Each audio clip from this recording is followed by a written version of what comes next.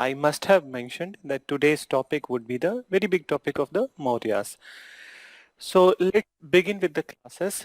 And so I was on leave for 2-3 days, not more than 2-3 days, because there was a marriage ceremony in my family. So you guys know that whenever anybody is returning from marriage, so he's doubtful, she's doubtful that, and that too a marriage ceremony in Delhi. So I am also circumspect that I must have given myself 2-3 more days in quarantine, and then I must have come to the classes. Lekin till this time, I'm feeling okay. So I'm taking the class. Not quite okay, but I'm feeling okay. And hopefully all everything must be fine in next 2-3 days also, because marriage events are super spreading events. This you guys know, and you cannot avoid if it is in your family. So let's begin with the next dynasty, Nanda dynasty.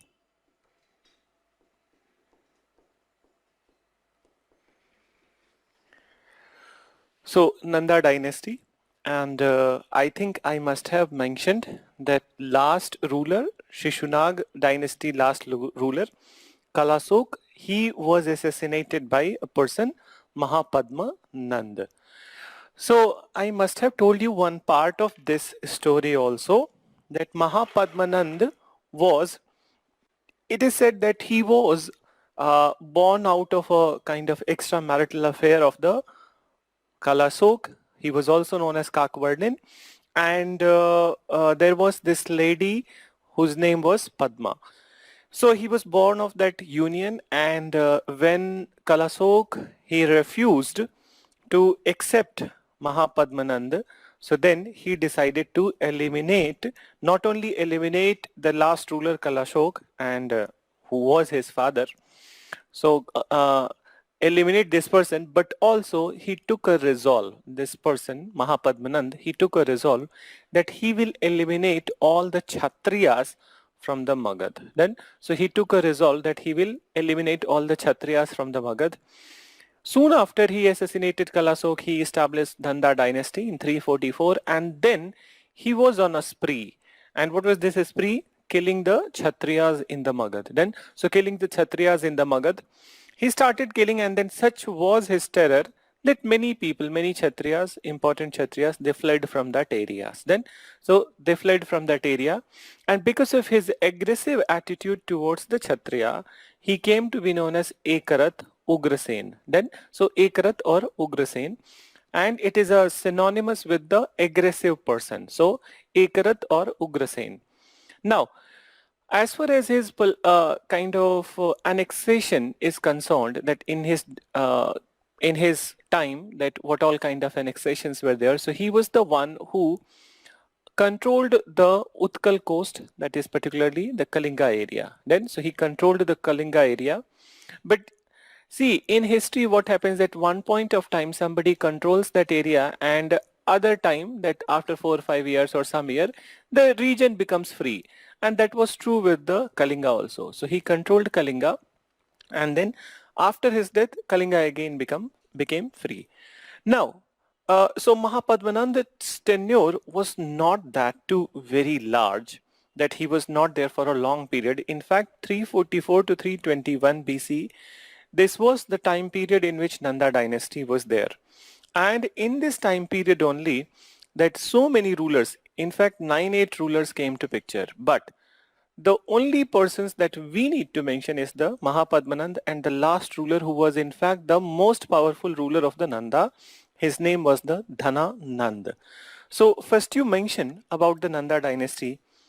So it was founded by Mahapadmanand, Mahapadmanand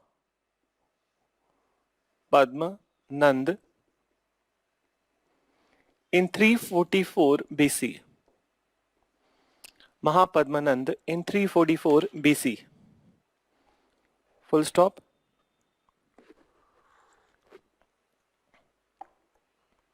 After coming to power,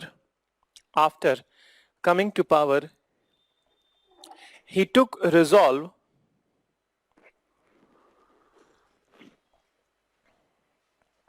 after coming to power, he took resolve that that he will eliminate. He took resolve, not he will. You right. He took resolve to eliminate all the Kshatriyas from Magad.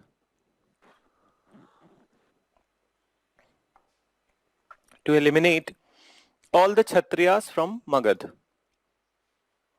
Full stop. All the Kshatriyas from Magad.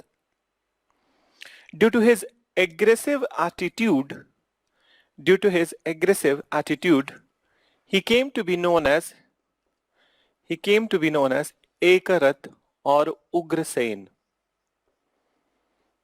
Ekarat or Ugrasen. Ekarat or Ugrasen. Done?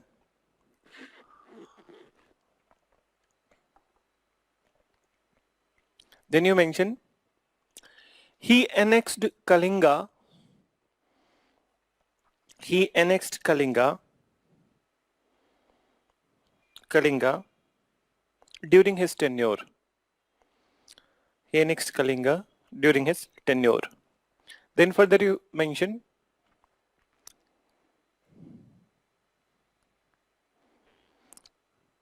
in a quick succession after the death of Mahapadmanand,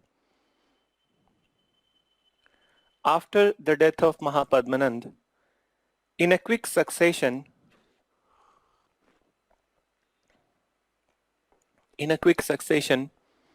many rulers were appointed. In a quick succession, many rulers were appointed.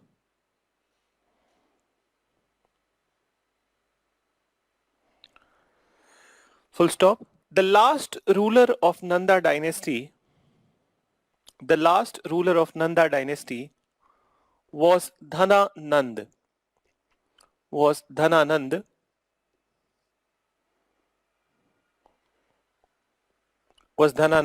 was also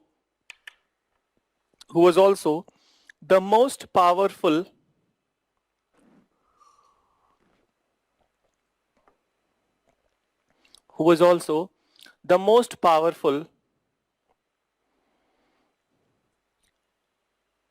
Nanda ruler. Now we need to talk about that what happened during the tenure of the Dhananand.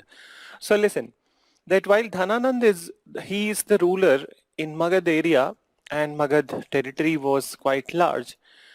So this is the time when this ruler of the Macedonia, please pay attention to this, that ruler of the Macedonia, Alexander. So Alexander started his eastern campaign. So there was one battle which was fought in the western part of the Indian subcontinent, and northwest, you can say that northwest or western part of the Indian subcontinent. This battle was fought between the Alexander and then one Indian ruler. The name of the Indian ruler was Porus. So Indian ruler Porus, and Porus was fighting Alexander in a so-called Battle of the Hydaspes. So Battle of Hydaspes, which happened in 326 BC. In this Battle of Hydaspes, Hydaspes is synonymous with the Jhelum river. So in this Battle of Hydaspes, Alexander defeated Porus.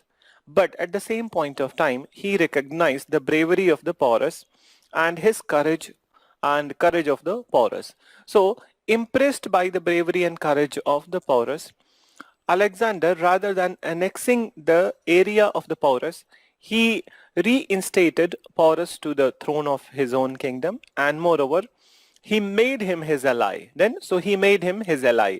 This is the thing of the 326. After this episode, Alexander wanted to extend his territory further into the India. So further into the India, and this particular, that after these 5 territories of the Indus, you know that Indus, then Jhelum, Chenab. So these all rivers that moving from that western side of the Indus to the western side of the Indus. Now what happened at this point of time when he was preparing to attack on the Magad, fight with the Magad? So what happened that his army men, they said something to the Alexander that from very long time, since we started from the Macedonia, we are fighting war, and this continuous war has caused so much of weariness and teariness in our body. So we are exhausted. We need some time to recuperate. We need some time to rejuvenate. In this instance, if we go and fight with the Dhananand, and you know Dhananand was strongest ruler of the subcontinent, so the outcome may not be in our favor. So Alexander paid heed to the suggestions which were given by his army men, and he decided that he will not, at this point of time, he will not enter or into the this hinterland of India or fight with the Magad. So while he wanted to wait for some time, it was not he will not fight with the Magad, but he wanted to wait for some time. So what he did that he appointed one of his governor over there, and he decided for the time being he will return to his own place, Macedonia, and then one fine day he will return back and then he will fight with the Dhananand. But it was unfortunate for Alexander that when he was returning, so somebody launched an arrow from the back, not from the front. So this is what cowards do, that they launch arrow from the back. So somebody launched arrows from the poisoned arrows from the back, which hit Alexander. And Alexander, after a prolonged illness, because of this, you know that in earlier times people were not only they were launching the arrows, that arrows were always dipped into the poison. Then so they were dipped into the poison so that not only even if a wound is small, but poison will spread into the body. So that's how that was the case, that the arrow did not penetrated deeper into the body of the Alexander, but the poison which is spread into his body. And after 40 days of illness, he died. So that's how Alexander died. So death of the Alexander and this army attitude, that not attitude, I'll say, that armies, that exhausted army's suggestion, Dhananand was saved from the attack of the Alexander. Then, so attack of the Alexander, and in future also he was saved from the attack of Alexander because Alexander died. So it seemed like a God's blessing to the Dhananand. Then God's blessing to the Dhananand, but it was not the final. There was something else written in the fate of the Dhananand. When Dhananand is he is saved from the mighty Alexander, on the other hand, he will be defeated by altogether a very lesser known personality, and that lesser known personality at this point of time was Chandragupta Maurya. There is a big story over here. I will be telling you this story, though my pace would be slow today. So I'll be telling you this story. But first you write the Alexander episode over here at the time of the Dhananand. So you write that at this time,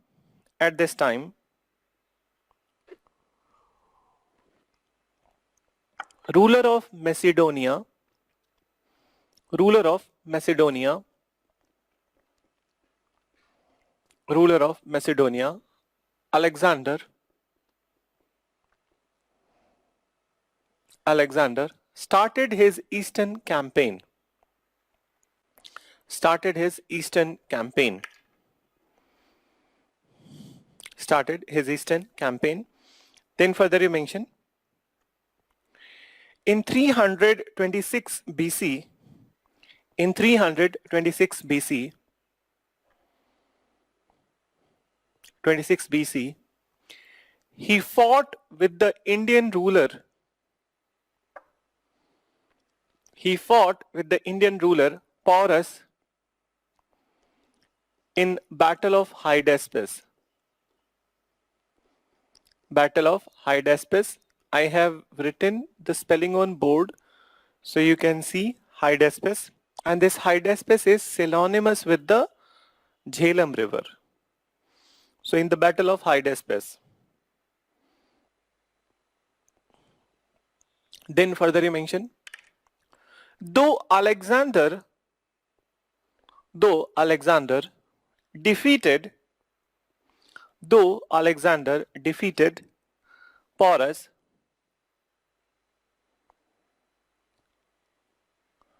defeated Porus, but but impressed by his bravery, impressed by his bravery, he reinstated, impressed by his bravery, he reinstated Porus. He reinstated Porus and made him his ally, and made him his ally, made him his ally. Then, after full stop, you change paragraph and then you write Alexander planned to attack on Magad.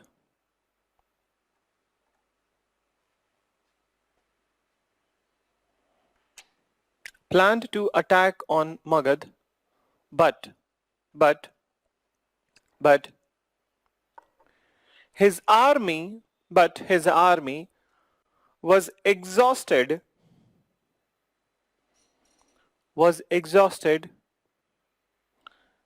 his army was exhausted because of continuous wars,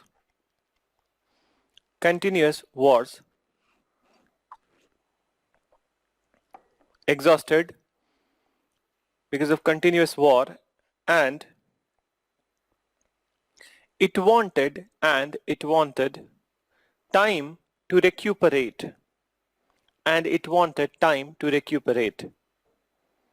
recuperate. Full stop. As such, Alexander decided not to attack on Magad. As such, Alexander decided not to attack on Magad. Then after you write not to attack on Magad. Very soon,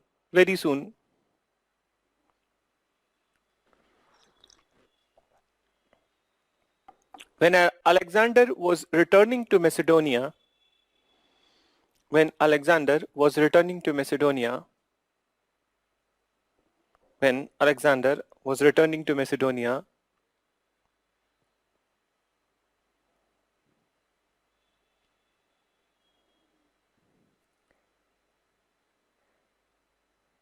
he was sinisterly attacked. He was attacked treacherously, you can say. He was attacked treacherously.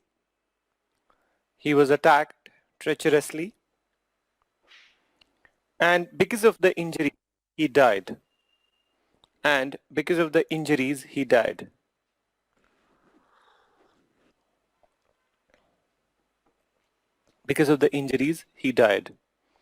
Full stop.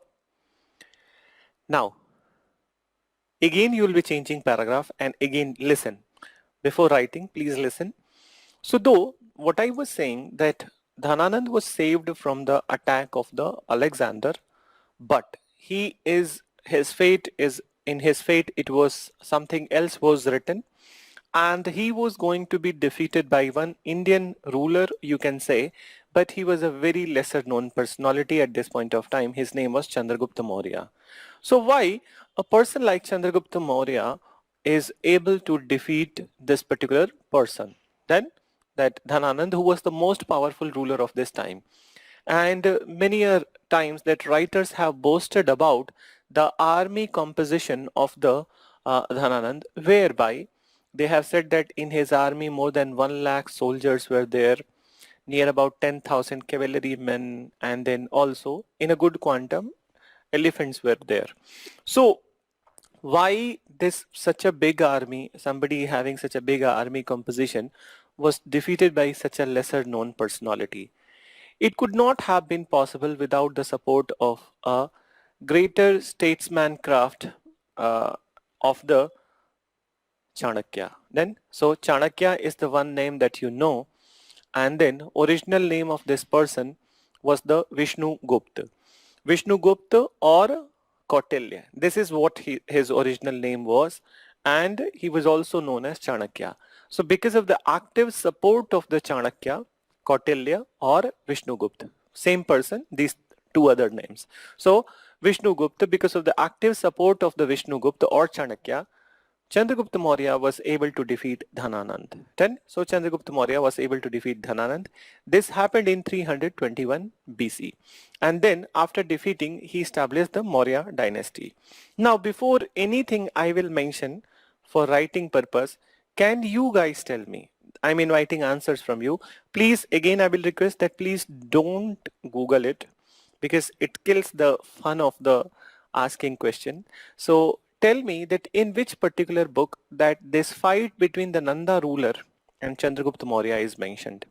So please tell me the name of the book in which the details of the fight between Nanda ruler and Chandragupta Maurya is mentioned. Okay, so this is my question and you guys can send your queries, not queries, your answers. So now let me tell you that some story related to this. अभी लिखो नहीं, कुछ भी मत लिखना. So there is a very interesting story about this, how that Chandragupta Maurya defeated Nanda ruler. Let me tell you some other aspects also. So there are some differing versions of the story that how he defeated, but these differing versions are just some of the instances, but overall the essence of the story is same, that how he defeated. So these differing versions you will find in Buddhist book and then Jaina books. Then so Buddhist book, so answers are coming. Let's 4-5 answers arrive over here on the prompter. So then I will tell you, I will tell that who has sent what all kind of answer. So in the Buddhist version and then in the Jaina version, little bit of differences are there. So little bit of differences are there, but overall essence of the story is same. So I will be telling you the story. Then I'll be telling you the story. So now I'm reading your answers. Let me read your answers first and then I will tell you the story. Because once I will start the story, so I will not read your answers because maja kharab ho jayega. So Chanakya Niti by Vikrant. I hope that Chanakya Niti is something which is which is a new book, which is a modern era book. It's not an old book. Then so it's not the answer. And who has sent? Vikrant and Chirag has sent this answer, Chanakya Niti. Then Astha has sent Megasthenes book Indica. So Astha, you are right that who has written Indica, Megasthenes, but answer is not right. Megasthenes book Indica was not the place where the fight has been mentioned. Then Shruti has sent Arthasastra and one more person. This actually, there are differing colors. So one color is not visible to me. Jaisuran has sent Arthasastra. So Piyush has sent Chanakya Niti. No, I have said that Chanakya Niti is not the answer. It's a very new book in the modern era. Then, and that you read in the public administration, not at all. So some Buddhist texts, वो तो मैंने अभी बोला, some Buddhist texts. So मेरे, so there is a one answer, but I will not read this one. Let other answers come. So these people have sent that Indica. No, R.D. Singh has sent Indica. Not right. Then Sachidanand, don't repeat what I have said. So not right. So there is a one right answer on the board.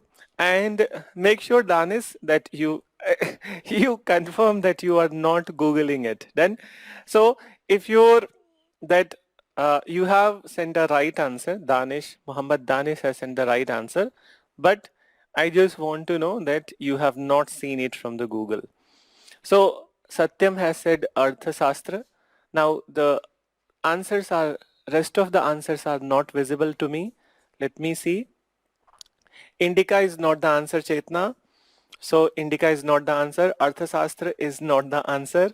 So very surprising thing is that most of you go by the Arthashastra. Then, And it's very kind of obvious also that most of the time we go by the Arthasastra, because Arthasastra was the book which was written by the Chanakya. Then, so since Chanakya was the creator of this particular political mechanization, so he was the creator of this political mechanization against the Nanda ruler.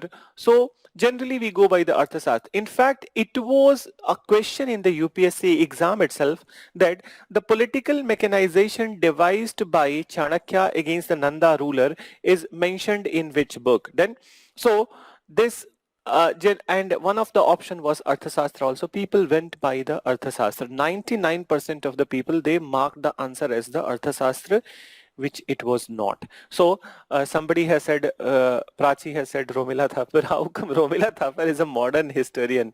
So see that one somebody has sent that whose name. So Anina Matthew has sent uh, Mudra Rakshasa play. So Danish and Anina Matthew, you guys are right that it was the Mudra Rakshas written by Vishakha Dutt. Then, so Preeti has sent Hathi Gumpa inscription of Kharvela. No. So answer now I am telling you that Mudra Rakshas. Then, so many of you, three people, Jaideep has also sent Mudra Rakshas. So Mudra Rakshas is the answer. This is the book in which it is mentioned. And this Mudra Rakshas was a book. It was written by Vishakha Dutt. Now, this Mudra Rakshas, it was written by Vishakha Dutt, and now I will not read answer. Now I'm going to enter into the stories. Okay?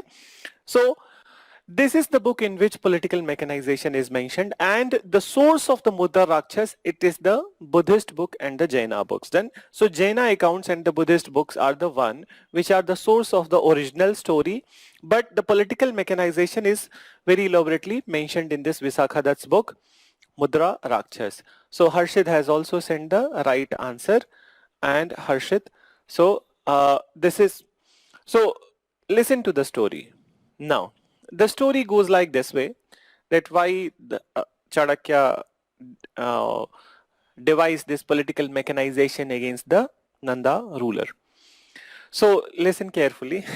So, and you don't need to write anything in the story. It is not at all required. It is just to connect with the topic that we are going to read.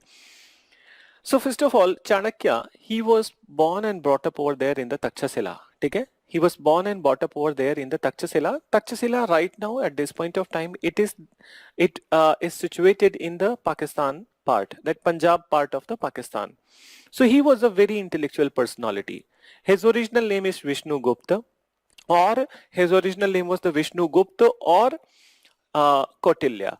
So he was a very high intellectual personality, and he was famous all over there in the Takshashila area. Even in the far lands, people were knowing the name of the Kautilya or Chanakya because of his intellectualism. Then, so he was very famous, though people were not knowing him by face, and it is very obvious and very possible also that how come people will know about the face.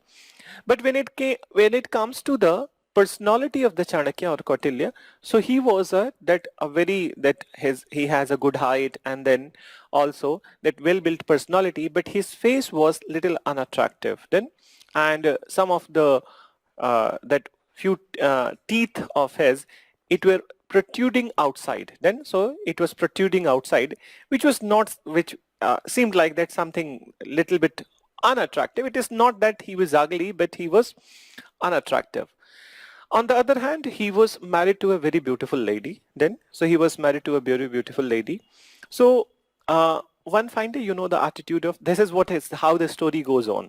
So the how that ladies behave. So one fine day that she was uh, very angry with the Vishnu Gupta or Kautilya. And why she was angry? So she wanted some kind of gift, and she started complaining to the Chanakya that so many years have passed to our marriage, and then since that time you haven't given any gift to me. Then So you haven't given any gift to me. All the time you are involved in the intellectual debates and these all kind of things.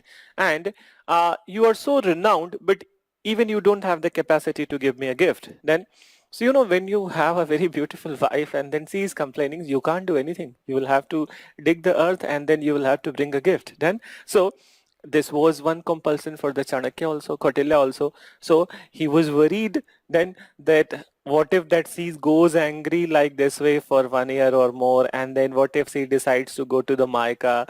So obviously he was worried that actually she was saying right, that so many years have passed and he has not given any gift. So then Chanakya, that Kautilya, he decided that he said that give me some time, I will fulfill your desires. So then he started searching about that. How come I will be giving some kind of gift? And at this point of time, one news was circulating in his own area. News was that this particular ruler of the Magad, Dhananand, he was going to organize a charity event for the Brahmins. Then so charity events for the Brahmins, and only Brahmins were invited in this charity event from the entire Magad area, and he will be kind of adorning them with some kind of gift and charity. So Chanakya, that he had pride in himself, and he must be proud of himself. So he thought that since he is a very famous personality, and then every place that people, more generally that people in the Magad, they know about him. So if he goes to Magad and then moreover he participates in that assembly, so he will get that gift and he will get something in the charity. So he went to participate in this charity event, and filled with the pride, he was sitting in the very front row. Then so he was sitting in the very front row, and what happened? Dhananand, when he entered into that charity event, so when he entered, the very first face he saw was the that Arthasastra writer Kautilya. So Kautilya or Chanakya or Vishnugupta, whatever name you say, and he was repulsed by the personality of the Kautilya. So he exclaimed at that point of time, Dhananand, he exclaimed that how come a Shudra is sitting in the assembly? And he started scolding his own guards and every people that throw him out of the assembly. And Chanakya at that point of time, he was trying to convince Dhananand that no, no, no, I am not a Shudra, I am a Brahmin, my name is Kautilya. But when he started persuading Dhananand, everybody else who was sitting in that assembly, they started to laugh on Kautilya. And Dhananand was that he ordered finally that throw him out of the assembly. Chanakya was thrown out of the assembly, that particular charity event. And that is the moment when he decided, obviously, when you are embarrassed in a assembly like this way, so you are full of anger. Then, and it is up to you that how you are going to shape your anger. Then, how you are going to shape your anger, that in which direction you will operate according to your anger. So Chanakya at this point of decided that he will take this revenge. He will take the revenge of this one, and he was fully resolved that he will not sit back without taking the revenge. Then, so while he was thrown out of the assembly, he was humiliated. So since first few days, you know that whenever you become angry, it is the first few days which shapes that how your reaction action would be there. So first few days only he stayed over there in the Magad only, that capital of the Magad, and he started to find out people from the same dynasty, from the Dhananand's dynasty only, from the Dhananand's family only, who can be used as a pawn to kill this particular person, Dhananand.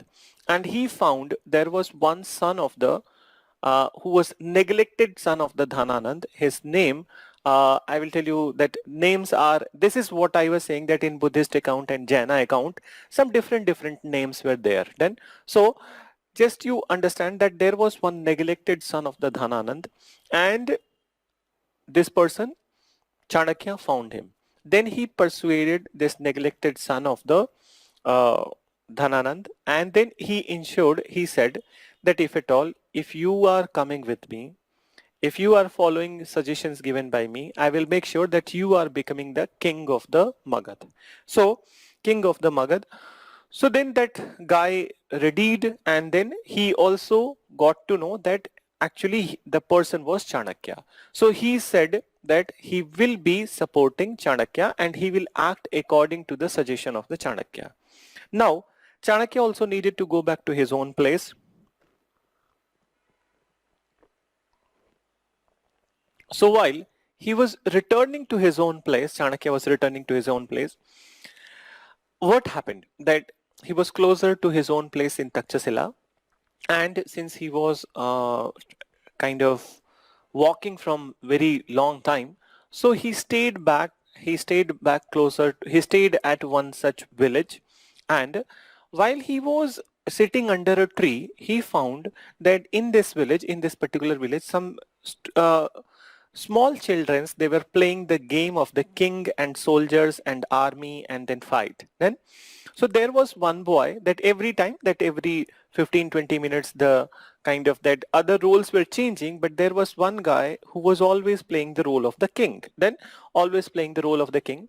And whenever that one boy, that one particular boy, he was saying to these children that you lay down, everybody was laying down, you they were following all the instructions of that boy who was playing the role of the king.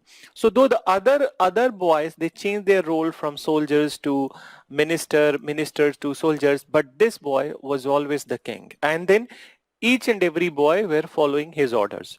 So enthused by this, Chanakya, after the play was over, he started interviewing these other children, and they asked that why you don't play the role of the king, why this guy is only the king. So then all the boys, they replied in one voice that he will always be our king because he is very authoritative, and moreover he is the one who listens to us all the time, and moreover whenever there would be a demand, he is the one who will fight for us, then who lead us from the front. So Chanakya was very enthused by this, and then he found that this is what is called as the trait of a king, reality trait of a king.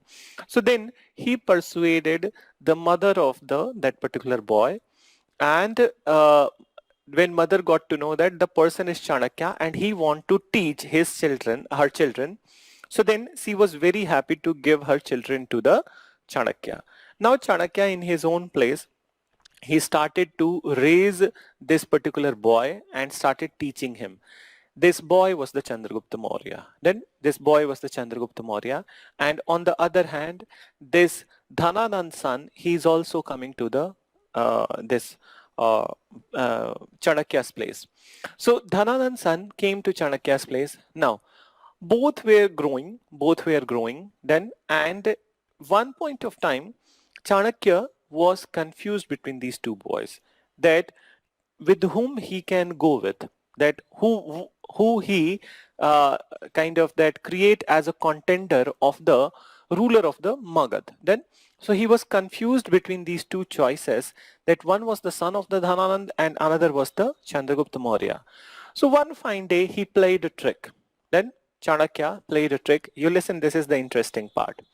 So Chanakya played a trick, and going by this trick, he said to the son of the Dhananand, his name I'm forgetting at this point of time what is mentioned in the Jain account, but ऐसे ही समझ लो that name मुझे याद नहीं आ रहा है. But what happened? So he called this Dhananand son, and he said to him that Chandragupta is sleeping, and there is a one such kind of a thread necklace in his neck. Then so thread necklace is there.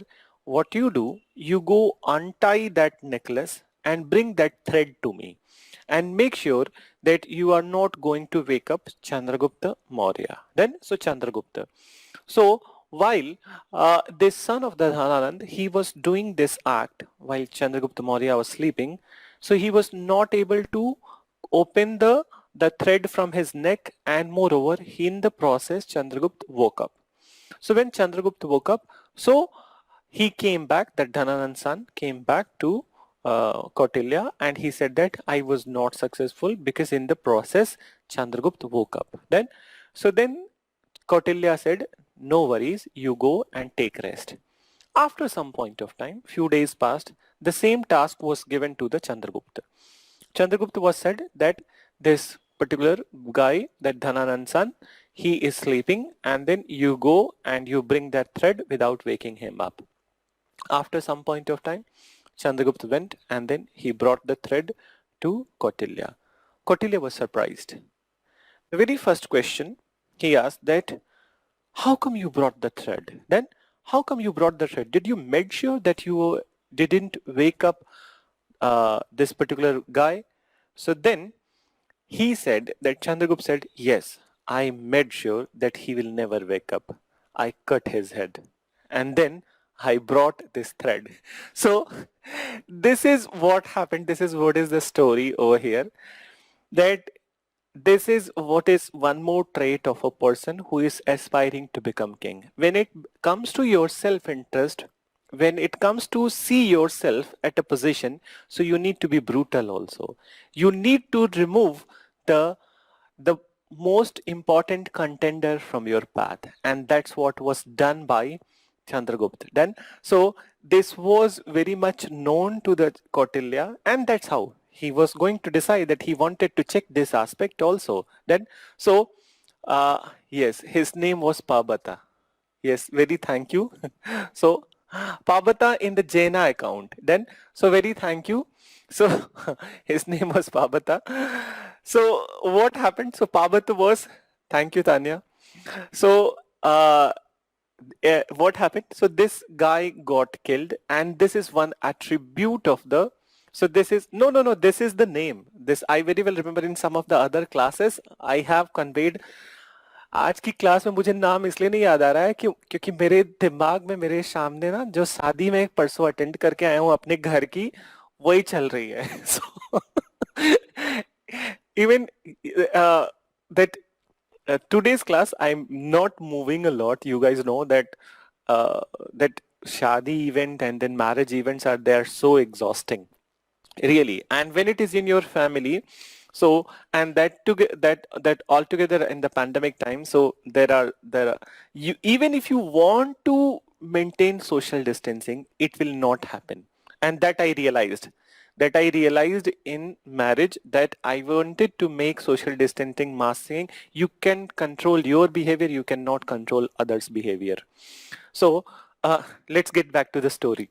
So he killed Pabata, and Pabata was killed because of this particular, that the Pabata was killed by the Chandragupta Maurya, and very important attribute of the king was tested, that when it comes that anybody who is a contender of the throne, and if he comes in the way, so then he must be eliminated. So this is what was done by the Chandragupta. But that's not the story.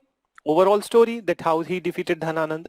Now after, it was very clear that who would be, that who is going to become the next ruler of the Magad if at all Dhananand is killed. So the next episode of the killing of the Dhananand. So what happened? Chandragupta decided that he thought that if we encircle Dhananand in his capital, then, so suppose that this is the capital. So Chandragupta's Kautilya idea was that if we encircle capital, then capture capital, so then we can control entire territory. Then we can control entire territory. With this intention, he raised an army, and that army slowly sneaked into the capital of the Dhananand. And they sneaked into the capital of Dhananand. They wanted to kill Dhananand and then capture the capital. After killing the Dhananand, obviously they will become the rulers. Then, so they sneaked in, but somehow that this information got leaked to the Dhananand, and then Dhananand, our army, that people who were there in the capital, they started to target these people who have entered into the capital. Then, so they started to target these people, and as a result, Chanakya decided that now they will have to escape from the capital. So they escaped from the capital. Then, so somehow they escaped from the capital, and this strategy seemed to Kautilya that it was a foolish attempt. Then, that he was not successful, and for the very first time, Chanakya was feeling that what a bad kind of strategy he has created, and it doesn't fit his intellectualism. Then, So again at this point of time, he was in the same village, the village from where he found Chandragupta Maurya. So he was in the same village, and at this point of time, he was sitting under that same tree, but he saw a different scene. What was this different scene? That there was one mother and one child. This mother was scolding her child, and why she was scolding the child?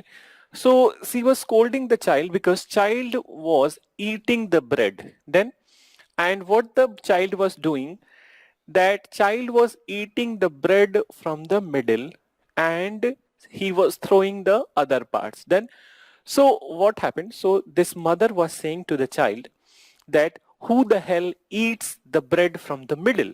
Then who the hell eats the bread from the middle? If you eat the middle first, you will never enjoy the corners. Then, but when you start with the sides, then you can enjoy every part of the bread. Then, so every part of the bread. That's true that the middle part, when you see a roti, so I have seen this, and that together in the winter time, that roti, so roti is soft in the middle part, but it is hard on the sides. Then in the winters, then so hard on the sides. So when I will start eating it from the middle, so obviously this side part will be uninteresting, it will be very not tasty, and you will throw it. So that was that the child was doing. So she scolded that start eating from the sides and then last you go to the middle. This was one such insight given to the that Chanakya also. Chanakya noted that what was fault in his strategy, that he wanted to eat the middle first rather than control on the sides. Then, so control on the sides. So then he realized what was the fault of the, what was the fault in his previous strategy. From here onwards, second time when he re-strategized, so he decided that one by one he will capture the peripheries. Then, so he will capture the peripheries, and then slowly after capturing the periphery, he will be encircling the capital, and then when he would be encircling the capital, so there will be no escape route for the Dhananand, and then he can be captured and killed. So it took a little bit of time, but what he did, that he was successful in this strategy, that first he won the peripheries and then finally he encircled Dhananand was captured and killed. So this time he was successful. So this is what is the political mechanization mentioned by the Vishaka Dutt in his book Mudra Rakshas, and that's how Nanda dynasty came to power. So no such part you need to write from this story.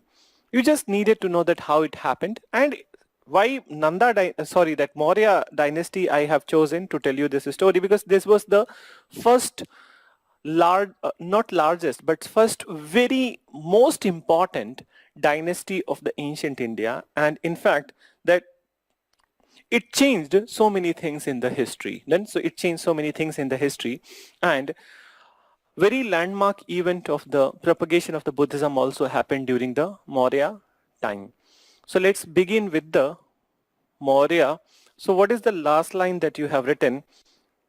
So you write Maurya dynasty and then we will write about the Dhananand in the Maurya dynasty. So you mention Maurya dynasty 321 to 185 BC.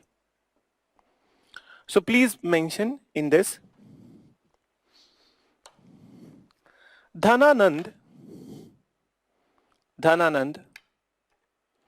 was defeated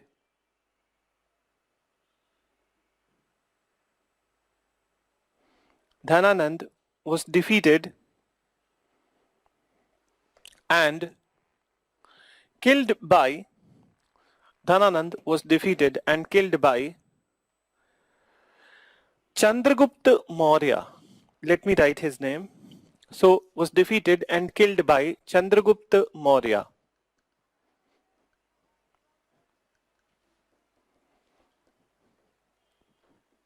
Chandragupta Maurya in 321 BC. Chandragupta Maurya in 321 BC. Then further you mention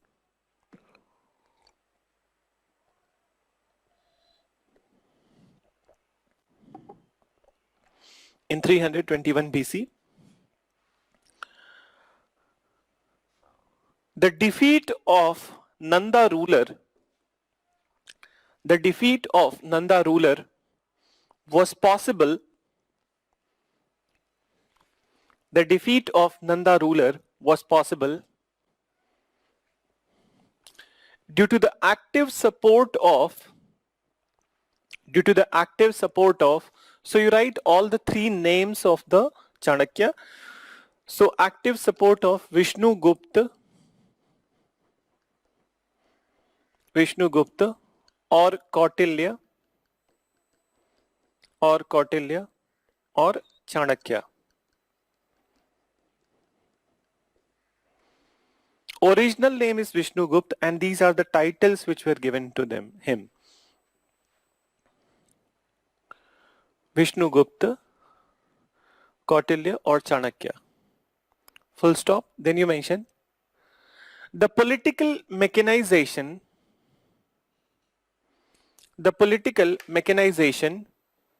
mentioned by political mechanization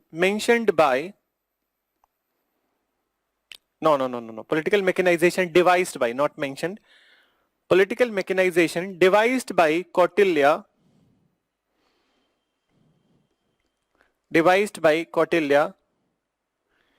against Nanda ruler against Nanda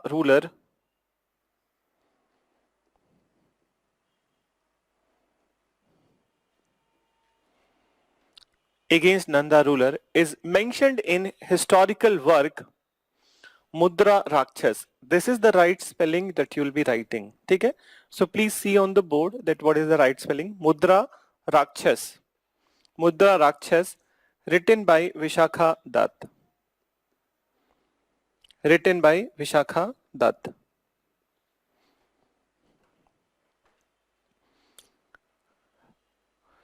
The political mechanization devised by Kautilya against the Nanda ruler is mentioned in historical work Mudra Rakshas, written by Vishakha Dutt.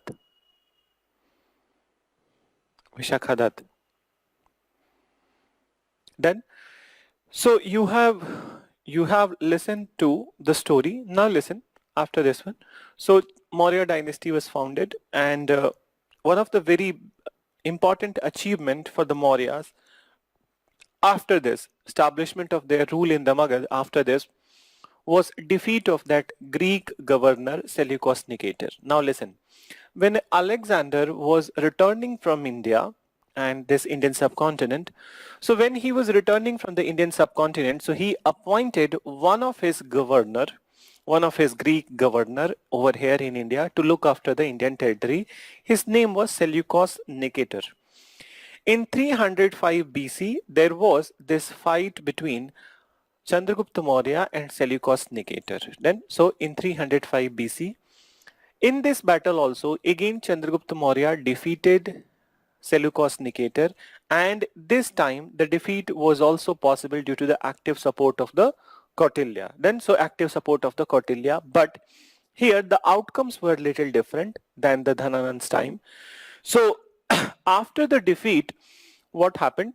So after the defeat, a friendship treaty was signed between the Seleucus Nicator and Chandragupta Maurya, whereby Nicator gave majority of the areas in the Indian subcontinent that he was controlling. For example, the areas lying west of river Indus, the areas which were controlled by him in the Afghanistan, and then also the Sindh area.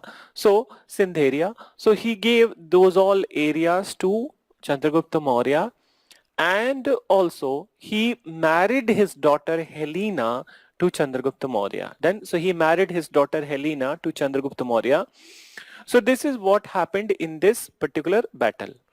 That after the battle, that in the treaty. Moreover, Seleucus Nicator, he requested Chandragupta Maurya that he will be sending a Greek ambassador in his court, and this Greek ambassador was the Megasthenes, which Chandragupta Maurya accepted. So Megasthenes came into the court of the Chandragupta Maurya, and Megasthenes was the one who wrote this very famous book, Indica. So very famous book Indica, in which he mentions about the social political conditions in the Maurya society of that time. Then so Indica. So this is what happened at the Chandragupta Maurya's time. Moreover, one more part of the Chandragupta Maurya you listen to. Chandragupta Maurya, that by this time 305, after the 305, he was a follower of the Jainism. Then he became a follower of the Jainism under a Jain influence of a Jain monk Bhadra Bahu. Then so under the influence of the Jain monk Bhadra Bahu, and not only he became the follower of the Jainism, but he also started to follow all the tenets of the Jainism with pure heart. Then so at one point of time, Chandragupta Maurya decided that that he will leave Magad, and then he will shift to a place called Shravan Belgola in Karnataka, today's Karnataka. So in Karnataka, and this Shravan Belgola, it is a place which is very closer to the Bangalore city, near about 120-130 kilometers far from the Bangalore city. So he shifted to this place called Shravan Belgola, and under the influence of the same Jain monk Bhadrabahu, he followed one of the very extreme practice of the Jainism. What is this extreme practice of Jainism? At that point of time, it was called as Sallekhana. Nowadays, we call this extreme practice as the Santhara. So Sallekhana or Santhara. So he followed this extreme Jain penance practice, that is the Sallekhana, and going by the practice of Sallekhana, he uh, observed fast till death, and that's how he died in typical Jain fashion over there in the Karnataka. So in fact, Chandragupta Maurya is the first monarch of India that who died in typical Jain fashion. Then there is one more person which I will tell you later on, not at this point of time, whenever that topic would be there. So I will be telling you that who was the second monarch who died in typical Jain fashion. So that's how Chandragupta Maurya died. And after his death, his son Bindusar became the next ruler. So we will talk about him, but first you write this episode. So you mention, you change paragraph and then you write, in 305 BC, in 305 BC, Chandragupta fought with Chandragupta fought with Seleucus Nicator. Chandragupta fought with Seleucus Nicator, Greek governor, in brackets you can write Greek governor of Alexander.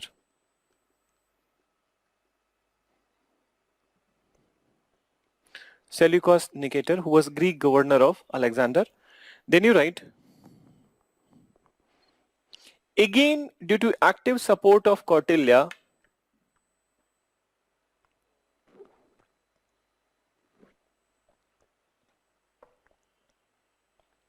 again due to active support of Kautilya,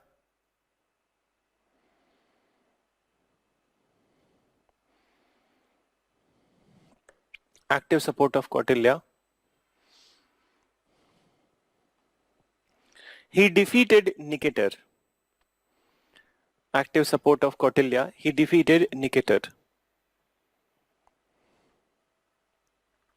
Then defeated Nicator. Then further you mention, after the battle, a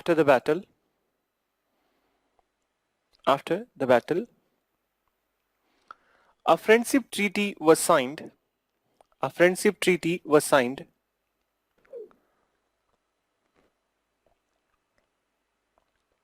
After the battle, a friendship treaty was signed, whereby Nicator gave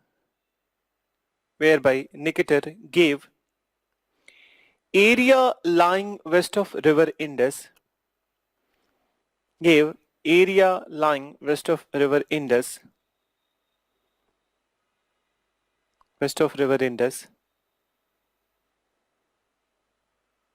to Maurya. Area lying west of river Indus to Maurya. He also married his daughter. Helena Helena with Helena with Chandragupta Maurya. He also married his daughter Helena with Chandragupta Maurya. Maurya. Full stop. As per as per the treaty, as per the treaty, one Greek ambassador, as per the treaty, one Greek ambassador, Megasthenes, one Greek ambassador, Megasthenes, Megasthenes was appointed in the Maurya court. One Greek ambassador, Megasthenes, was appointed in Maurya's court.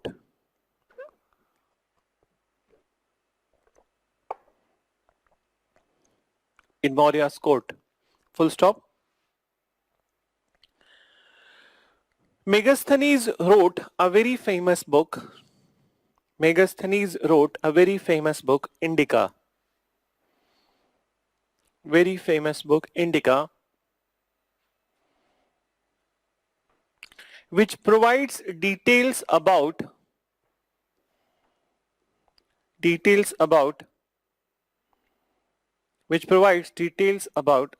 social political condition, socio-political condition during Maurya period. Socio-political condition during Maurya period. Socio-political condition during Maurya period.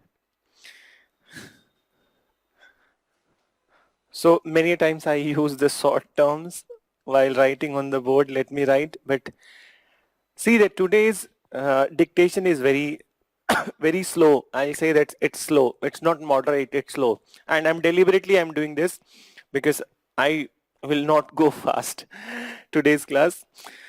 So, but whenever the dictation is fast, so you can opt those techniques which I discussed with you, that how you can write fast. For example, that one technique that when you're writing, so main paper mein to nahi likhoge, but in your notes, for example, condition, COND, shorthand, many people are expert of the shorthand. So try to look at the others copy and look at the others copy, that what kind of shorthands they have written. So condition you can write this way, tradition you can write this way. Then there are many such other notions. Between you can write this way. Then known as. So you don't need to write these all words all the time. As soon as, ASA. So this way you can increase your pace while the dictation is happening in the classes. So socio-political condition during the Mauryas. Then again you change paragraph and you start writing about the Chandragupta Maurya's last moments. So you write, under the influence of a Jain monk,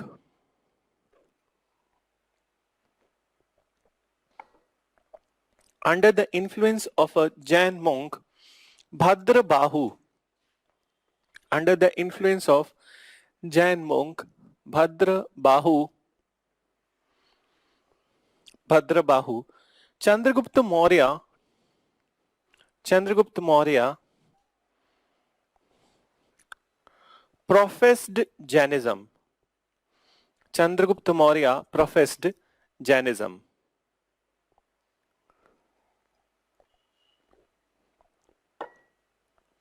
Chandragupta Maurya professed Jainism and decided to shift to a place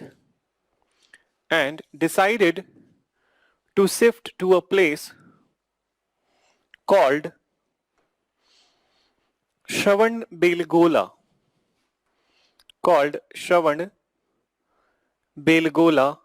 in Karnataka.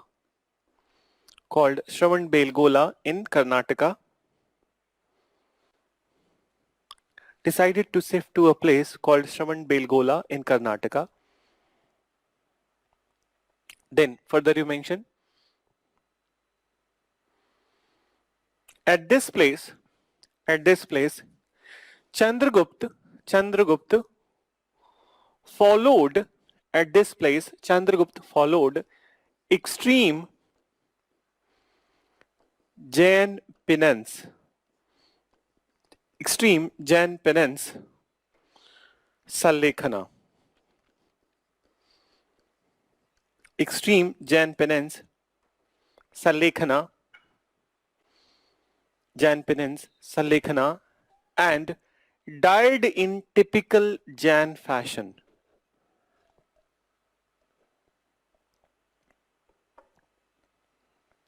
And died in typical Jain fashion. Extreme Jain penance, Salekhana, and died in typical Jain fashion, by in by 299, by in 299 BC, but the dates could change. 298, 99 books have differing versions, so please don't go by the कि किसी में 98 दिया हुआ है, किसी में 99 दिया हुआ है. Approximate date is that around 299 or 98, but this much only you know. So he died. So after his death, now again story after story, Mauryas do have so many stories then. So his son Bindusar became the next ruler. Now there is this particular story related to the birth of the Bimbisar also. I will tell you a little bit about this one then. So Bindusar's story, and story भी इतनी बड़ी नहीं है. So for example, that you have this very first ruler of the Haryanka dynasty whose name was Bimbisar, and here the son of the Chandragupta Maurya was the Bindusar. Then, so what is this story? Chanakya and Kautilya, as per his view, and when you will be reading this book Arthasastra is a book of statecraft or public administration, where Chanakya has mentioned that what are the ideal traits of a king. So as per the Chanakya, it is said in this book that a ruler should be the most powerful person in the kingdom, because then he can lead by the example. So he must be most powerful person in the kingdom, and he must be perfect in all the forms of the defense art. Then so all the forms of the defense art. So going by this belief only, Kautilya deliberately he was putting poison into the food of the Chandragupta Maurya. And when you say that you will object to this one, that putting poison in somebody's food, how it will make anybody stronger? So you will have to look at the nature of the poison, which poison he is putting into his food. So this poison is basically snake's venom. Then so snake's venom. So he was deliberately putting the snake's venom into the food of the Chandragupta Maurya. Now, when it comes to that scientific things related to the snake's venom, when you will be studying biology, or basically many of you must have studied this thing, you know, snake's venom is one of the highest quality, not one of the highest quality protein that is there on the planet Earth. And so it is the highest quality of protein, and when you are taking a snake venom through your digestive tract, and if it is not coming in contact with your circulatory system, that is your blood system, so in fact it builds your body. Then so it builds your body, and this is what is the scientific fact about the snake's venom. Then but the problem with the snake's venom, when it comes into contact with your blood or circulatory system, it acts in a different way. And let me tell you some mechanism of the death with the snake's venom, that when a cobra that bites you, so obviously the venom comes into the contact with your blood. There are two ways that people die from the snake bite. One is the that blood coagulation, and another is the neurotoxin. So there are two type of the snake venom. One is the hemotoxic and another is the neurotoxic. Biology आती है मेरे को, इसीलिए बता रहा हूँ. So neurotoxic means that your nervous system would be paralyzed, you will die. So there are some snakes whose poison is toxic to the nervous system, and another is that hemotoxic. Hemotoxic means that it is toxic to your blood system. Then so when it goes into your blood, it coagulates your blood, then coagulates your blood, and then the person will die. So there are two type of the snake venom. One is the neurotoxic, another is the hemotoxic. But none of the snake venoms are the toxic to the digestive system. Then but you will have to be very sure that in your digestive system, in your digestive tract, no blood is oozing out or some blood contact is there. If you have ensured this, so then you will never die from the that snake venom if you're taking it from the digestive tract. So that's how regularly he was putting some poison, that this poison into the food of the Chandragupta Maurya. And one fine day, what happened that Chandragupta Maurya forgot that there is a venom, and he shared the food with the pregnant wife. Then, so he shared the food with the pregnant wife, and then he realized that he has done a mistake. So after that, that wife fell ill, and she was terminally ill, and her body was becoming blue. She was about to die, and she delivered the baby. The baby color was also blue. Then baby color was also blue, and baby was also about to die. So it was a situation whereby Kautilya was he was in anxiety, and he never thought that this will happen. So he started calling all the great physicians of that area, and finally these physicians were successful in saving the child. Then not the mother, but they were successful in saving the child. What they did, that with their own kind of methods and technology, whatever that was available to them, whatever was known to them with herb and whatever, they tried to concentrate the poison which was there in the body of the child to a place over here on the forehead. Then so poison got concentrated with whatever treatment that they gave. With that treatment, the poison got concentrated on the head, that is forehead. And because of this poison, there was a one small spot, bindu. That's what you call in Hindi. So one bindu was created on the forehead, a large bindu over here, and large spot was created, black spot. Initially it was blue, later on it became black, and the boy survived. So since the boy survived, so it was the Kautilya who named the boy Bindusar. Then the one who survived because of the Bindu. Then so that's how his name was the Bindusar. So uh, so poison got concentrated over here, not at the other parts of the body, and that's how the boy survived. So this is the story of the birth of the Bindusar and his name. So I hope you will not be confused between the Haryanka dynasty ruler Bimbisar and then Maurya ruler Bindusar. So let's come to, if at all you guys need to ask anything, you can ask. अभी तक मैंने तुम लोगों से पूछा नहीं. So you can ask, you can send your questions.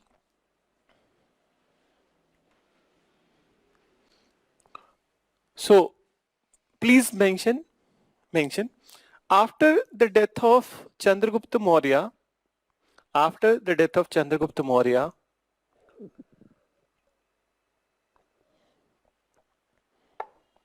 his son Bindusar,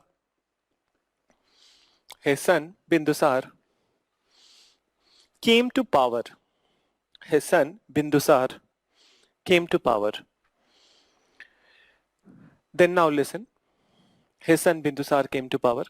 So when Bindusar is coming to power, so first of all, we need to know about that, what all policy were adopted by him. So Bindusar maintained very good relation with the rulers who were there in the western side of the India. So for example, that he had very good relation with the ruler of the Egypt, Philadelphus Ptolemy, and also he was having good relation with the ruler of the Syria, Antiochus. Then so Antiochus was the ruler of Syria, and the ruler of Egypt was Philadelphus Ptolemy.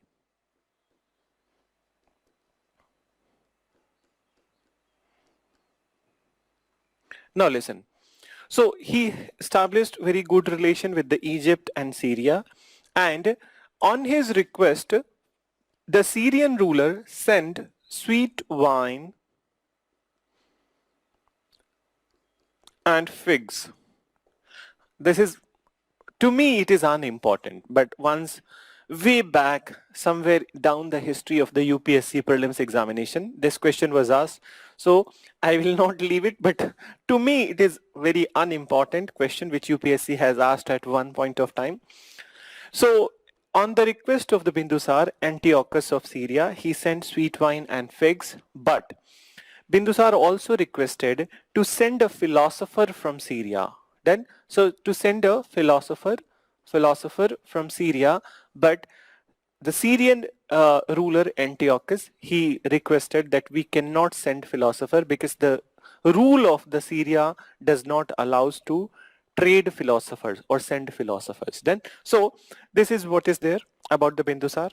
Then another important initiative of the Bindusar that we need to remember, that we need to study also in elaborate fashion. Not here, but in Jainism, I will be telling you in very elaborate. But first you listen that since his father accepted Jainism and he went to this place called Shravan Belgola, so in remembrance of his father, in 299 BC itself, he convened the first Jain council. Then, so he convened the first Jain council at his capital, Patliputra. And in this very first Jain council, the Jainism was divided into two branches that we'll be studying over there in the Jainism. लेकिन यहाँ पे लिख लेंगे थोड़ा सा. So first you write this part. Bindusar maintained cordial relation. Bindusar maintained cordial relation with the ruler of Egypt, Philadelphus Ptolemy, with the ruler of Egypt, Philadelphus Ptolemy, and Syrian ruler Antiochus. Syrian ruler Antiochus.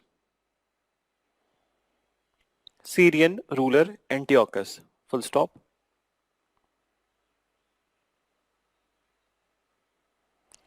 Chalo, that Deepra has asked that why Chanakya was called Indian Machiavelli. Suppose मेरे को नहीं पता होता तो मैं क्या करता? So I know the answer, so I will tell you this answer. But generally, that it is not required that person who is there in that, who is teaching history, he will know about the Machiavelli also. And in fact, that you read about the Machiavelli in the ethics paper. Machiavelli wrote this book, The Prince. Then, and you can also say that Machiavelli can be said as the Western Chanakya. Both way. The statement will go both way. That Western Chanakya or Chanakya can be called as the Indian Machiavelli. So, in fact, that Chanakya's book is much more older than the Machiavelli. But there is kind of similarity between the two. So the Prince which was written by Machiavelli, and Arthashastra which was written by the Chanakya, both have the similarities and both see as ruler as a very authoritative person. What I said to you over here at this point of time, when Chanakya was of the view that the ruler, the king, must be the strongest person in the kingdom, same thing is written by the Machiavelli over there in his book, The Prince. Then when Chanakya is writing that many a times that often that rulers needs to be, when it comes to his own interest, he needs to be brutal. Then he needs to be punishing. Exactly same thing was written by the Machiavelli in The Prince, that the ruler many a times he needs to be authoritative, he needs to be brutal, he need to be punishing. Then, and this is what Chanakya calls that Samadama Dandabhed. Then, so Samadama Dandabhed Niti which has mentioned. So in fact that there are many similarities that how they have portrayed in their books, that how a ruler can be effective. So that's why these two, that they two invariably called as the Chanakya is called as the Machiavelli of India, or Machiavelli is called as the Chanakya of the West. So that's the similarity. But it's very much possible, Deepra, that maybe the person who is reading, that who is teaching history, he may not be knowing. And it's perfectly fine that people may not know all the answers. It's perfectly fine. All of us, we all are humans, that we may not know all the answers. But luckily I knew this answer which you asked me. Then, so now let's come to what we were writing. So you were writing Antiochus Syria. Then you write that Bindusar, Bindusar, Bindusar requested for sweet wine, fig and philosopher.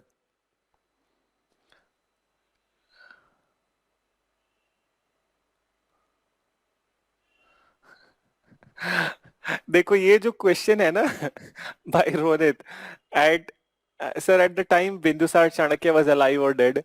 So at the time of Bindusar, yes, he was alive. ऐसे नहीं पूछना था तुमको, ये पूछना था that by the time of this person, this particular the death of the Chandragupta Maurya, was he alive or not? So I think he was alive, and soon after the death of the Chandragupta Maurya, I think soon after, there is no such detailed account, but maybe I have read at some place that soon after 4 or 5 years only he died also. Then, so he died also. So what we were writing, so Bindusar requested sweets, figs, and a philosopher from the Syrian ruler. From the Syrian ruler. From the Syrian ruler. So you write after full stop. Though Syrian ruler sent sweet wine and fig. Sweet wine and fig, but asked, not asked, but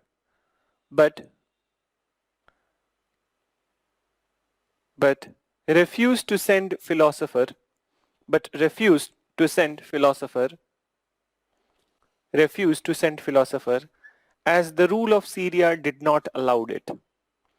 As the rule of Syria did not allow it. Then you change paragraph after this. Rule of Syria did not allow it. Then you write, in 299 BC, in 299 BC, 299 BC, Bindusar convened first Jan Council. Bindusar convened first Jan Council. Convened first Jan Council at Patliputra. First Jan Council at Patliputra. Patliputra, which is the capital of the Magad, you know it. So first Jan Council at Patliputra. One of the major development of this council,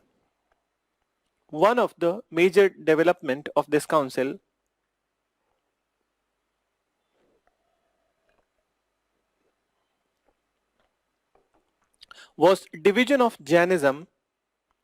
Major development of this council was division of Jainism into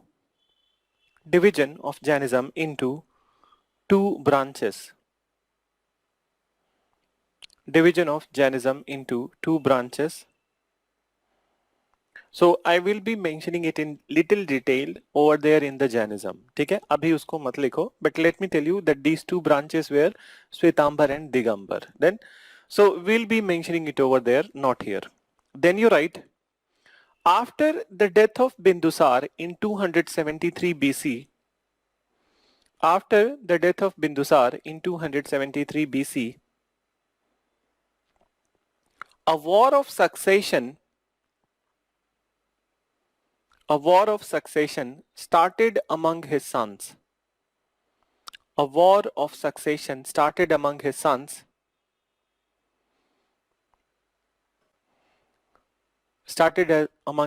Which continued for next 4 years. Which continued for next 4 years.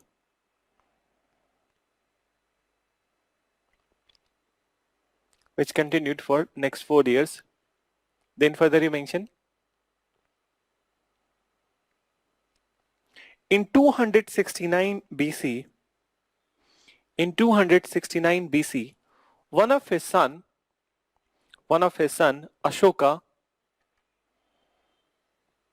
in 269 BC, one of his son, Asoka, emerged, emerged successful, emerged successful after killing 100 of his brothers.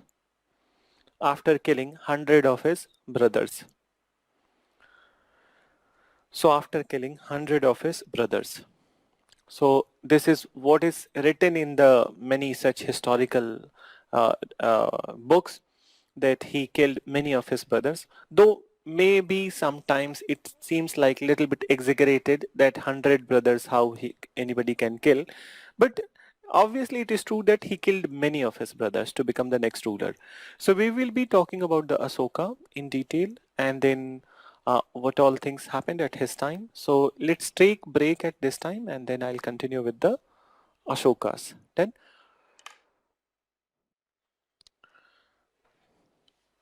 so hi, Riddhi, your question is not clear, really. That first part of your question is okay, but what you have written in the second part, can you tell me that what I want to answer on this end? I am not able to understand. In fact, anybody will not be able to understand what you are asking, because second part of your question is not clear. Please reframe it and then send. Then, so, and please be little bit cautious that whenever you guys are sending the questions, it should be grammatically correct and expression should be full. यहाँ पे short hand मत use करो, ठीक है? Because expression full नहीं होगा, so I will not be able to understand that what you are trying to ask. So you can reframe question and then send. So let's begin with the next part, Ashoka. Then, so let's come to the part of the Ashoka.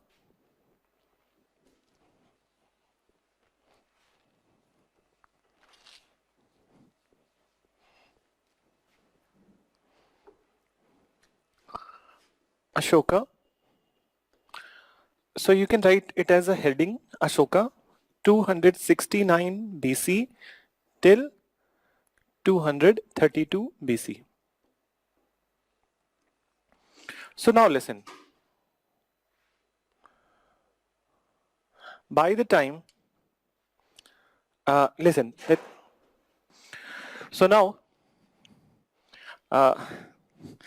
this is how what interruptions does to you, that we are in the middle of the story and we are conveying something, then and all of a sudden this external disturbances happens. Then so let's come to the Ashoka's part. Ashoka came to power. Now listen.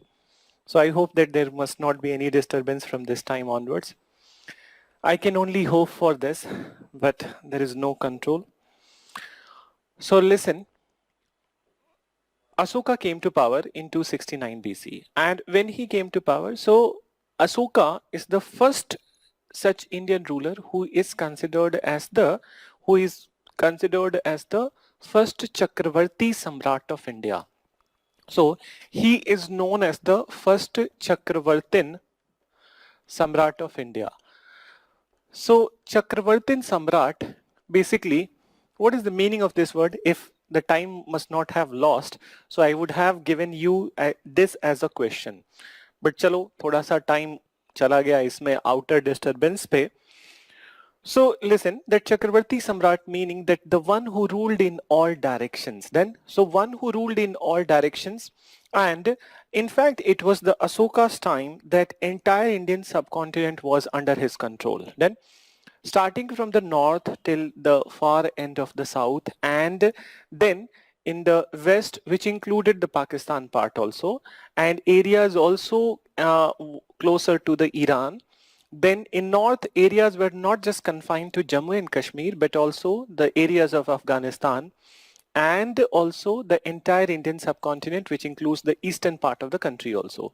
So he was the one. After him, there is no such ruler in the Indian subcontinent who will come to power, who will be wielding such kind of power and authority till such an extent of the territory. So Ashoka was the first Chakravartin Samrat, and you can safely say that the most powerful ruler of India then in entire history. So in entire history, he was the most powerful ruler of India. So all the territories, all the Mahajanpads were part of the Ashoka's territory. Now, Ashoka had ease in annexing the other areas. He easily defeated and then he easily controlled all those other areas. But the most important challenge before Ashoka was the Kalinga.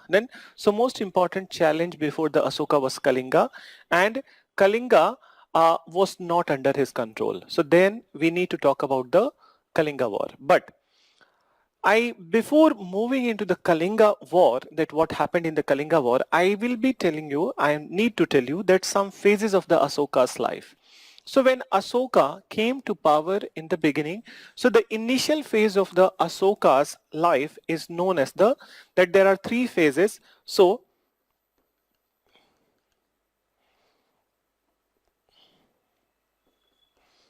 let me write Kamashoka,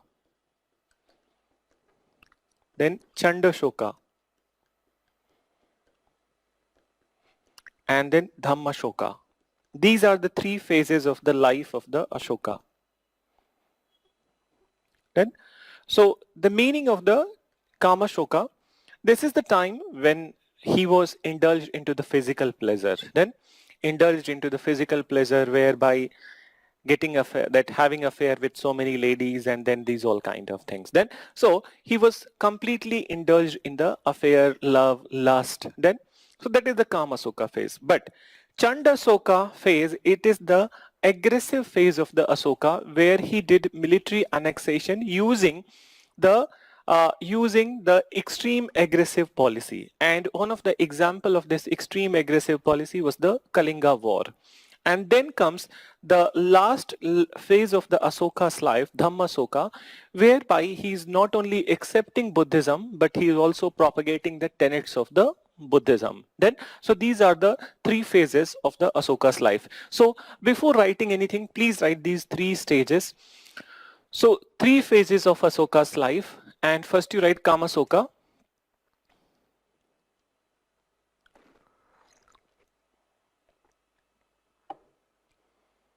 First you write Kamasoka, and in this you write, in this you mention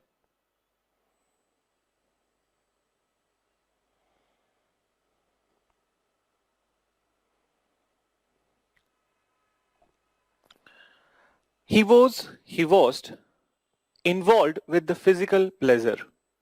He was involved with the physical pleasure. Then second you write Chandasoka, Chandasoka, and in this you write it was extreme and brutal phase of Ashoka's life. Extreme and brutal phase of Ashoka's life where where where he did military annexations, where he did military annexation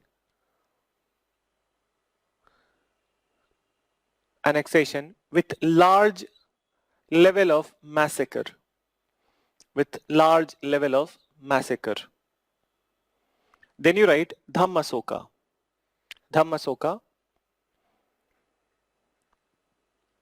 Dhammasoka, and in this you write in this phase he accepted Buddhism, and propagated Dhamma, Dhamma. I will be explaining what is Dhamma later on, today only. So, and propagated Dhamma. So these are the three phases. Now listen. So what I was telling you, that after coming to power, the biggest challenge before the Ashoka was the Kalinga.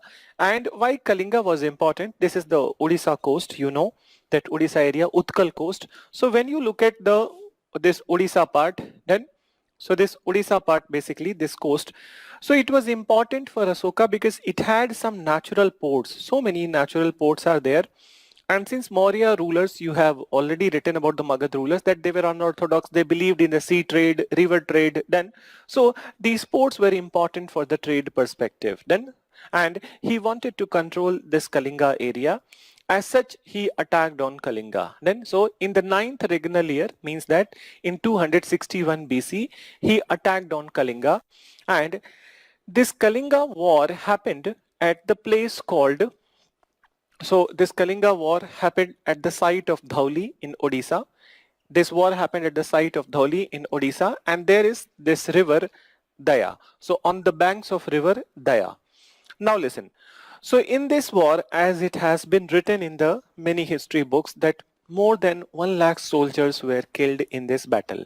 And it does not mean that 1 lakh soldiers from the Kalinga side, but from both the sides, that huge killing was there. So near about 1 lakh soldiers were killed at this point of time. And when Asoka reached to the side of this Dhauli, so he was just looking at the dead bodies. Then he was looking at the dead bodies, and one by one he was passing a dead body. Then he came closer to this river, Daya. So then he came closer to this river Daya, and this Daya river was full, that it was fully red in color. Then out of surprise he asked a question to his people that why this river has turned red. So then the people replied that, sir, this is what happens when you do this kind of massacre, that this is the blood of the people which has made this river red in color. So that was the moment when a remorse set in Asoka. He was feeling guilty. He was in anxiety, and then also he decided on at that moment only that if that is the price of winning, so I must abandon this particular military annexation. So he decided that he will abandon the policy of Bheri Gosha meaning the military annexation, and then after some point of time he decided to follow the policy of the Dhamma Gosha. Dhamma Gosha is the propagation of Buddhism or the doctrines of the Buddhism. I will tell you later little bit more, but first you write. So after coming to power, you write, after coming to power,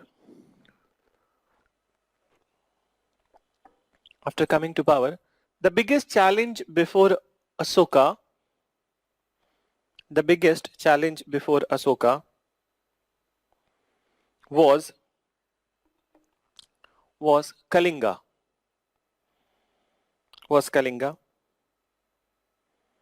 Then you mention in his ninth regnal year, in his ninth regnal, Regnal, in his ninth regnal year, that is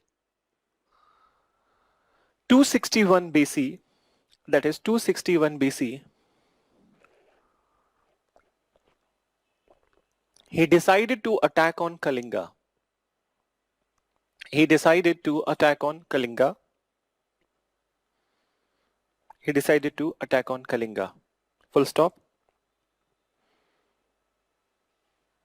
The battle was fought at the site of Dhauli. The battle was fought at the site of Dhauli on the banks of river Daya. Site of Dhauli on the banks of river Daya. River Daya, full stop.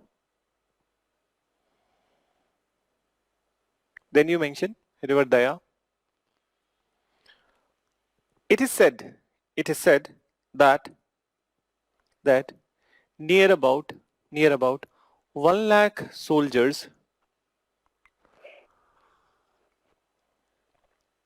it is said that near about 1 lakh soldiers died in this battle. 1 lakh soldiers died in this battle.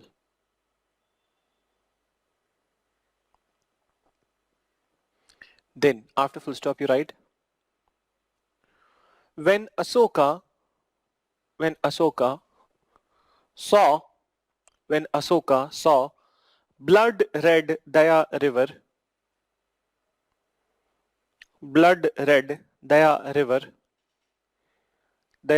he was filled with guilt and remorse. He was filled with guilt and remorse. He was filled with guilt and remorse. Full stop. He decided to abandon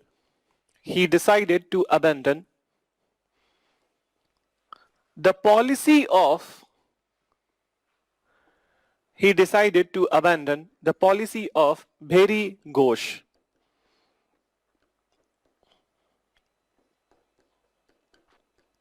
Bheri Ghosh. And meaning of this Bheri Ghosh is the military annexation. So he decided to abandon the policy of Bheri Ghosh. Then you write, after Kalinga War, Asoka accepted Buddhism. After Kalinga War, Asoka accepted Buddhism. So you will be asking that before Buddhism, what kind of theism he was following. So he was following Ajivika.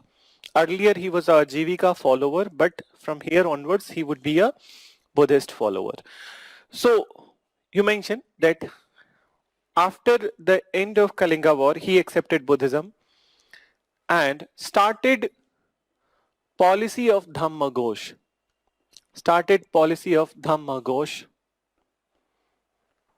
And in brackets you write socio-cultural annexation. Socio-cultural annexation. Socio-cultural annexation.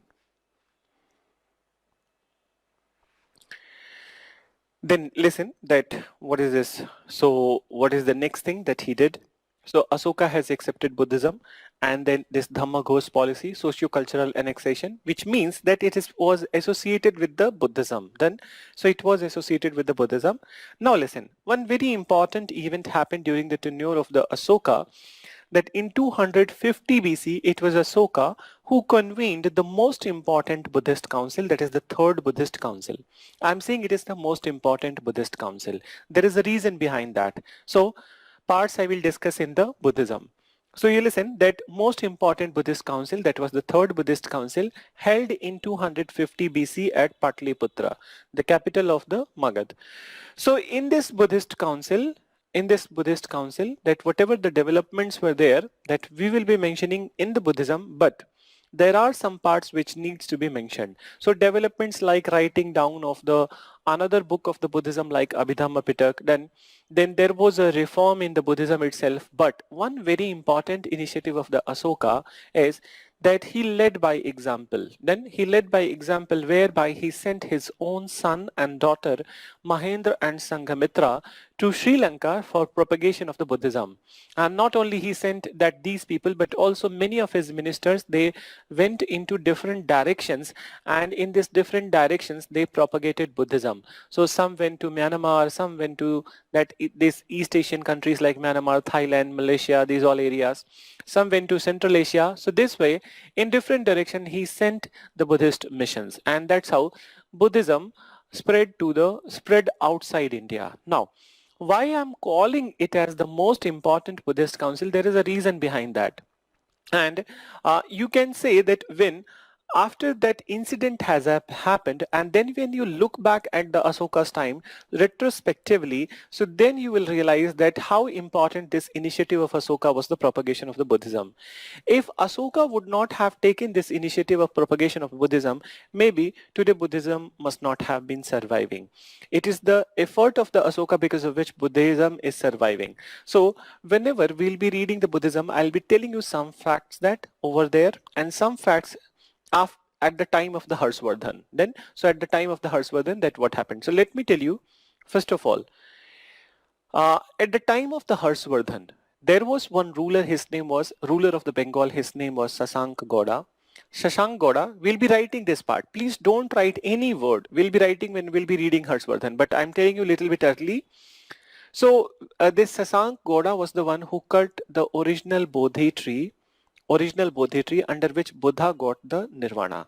So this tree did not survive, but when Asoka, who has taken this initiative way earlier in 250 BC, so when his son Mahendra and daughter Sanghamitra, they were going to Sri Lanka, they went with one of the sapling of that tree. So the original tree survived in Sri Lanka. That's how original tree survived. Another thing, in the early medieval centuries, Buddhism completely, it was on the verge of disappearance in India, then its own place of birth. So when in the early medieval century, when Buddhism was disappearing from India, it is the Asoka's initiative that Buddhism spread to Sri Lanka, Myanmar, and then Central Asia. That's how Buddhism survived outside India when it was disappearing in India. So in this way, this was the most important assembly. Otherwise, if he would not have taken this particular initiative, so by the early medieval centuries, Buddhism must have been wiped out from the country. Like the way Ajivika, which I mentioned, Buddha Asoka was follower, there was no existence of Ajivika in the early medieval century. It did not survive. So that's why we don't have any Ajivika follower at this point of time. So Ajivika is now only a bookish material right now, that you can only read about them in the book. In real life, there is no Ajivika at this point of time. So the same thing must have happened to the Buddhism also if Asoka must not have taken this initiative. So please write few words. In 250 BC,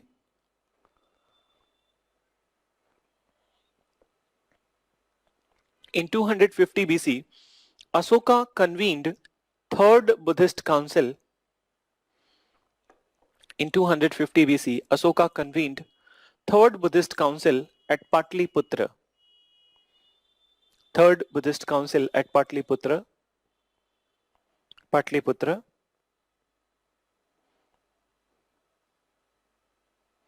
It is considered to be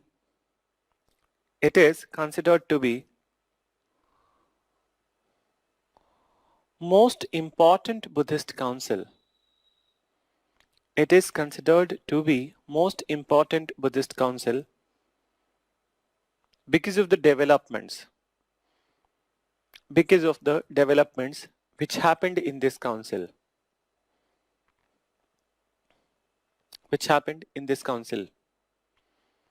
For example,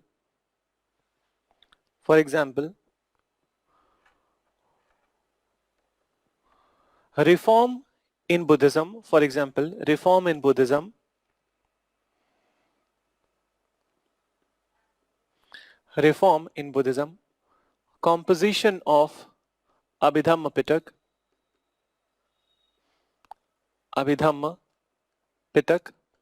composition of Abhidhamma Pitak, and Buddhist missionary activity. Buddhist missionary activity.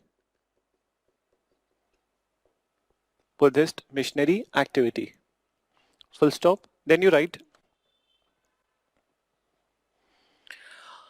Asoka sent his son Mahendra. Asoka sent his son Mahendra and daughter Sanghamitra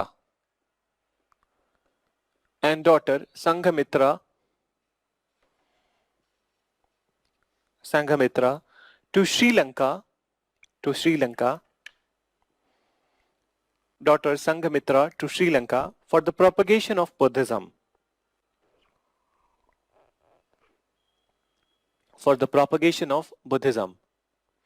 Then further you mention for the propagation of Buddhism after full stop.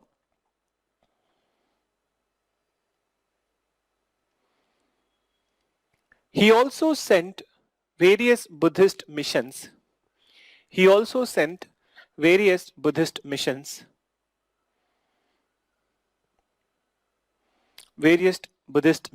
To East Asia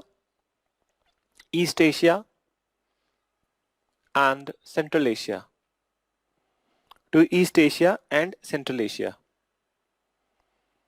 Right? So East Asia and Central Asia. So now, this is one very important thing. Then after, what happened that Asoka's reign is continuing and Asoka died in 232 BC. There are many other things that we'll be discussing about the Mauryas, but let's just talk about the end of the Asoka, and then I'll talk about the administration and those all kind of things. Some of the initiatives of the Asoka we will see in the later half. So Asoka, after kind of establishing this big empire of the Mauryas, He died in 232 BC. And due to the Asoka's policy of the Dhammagosha, that there was no more military annexation.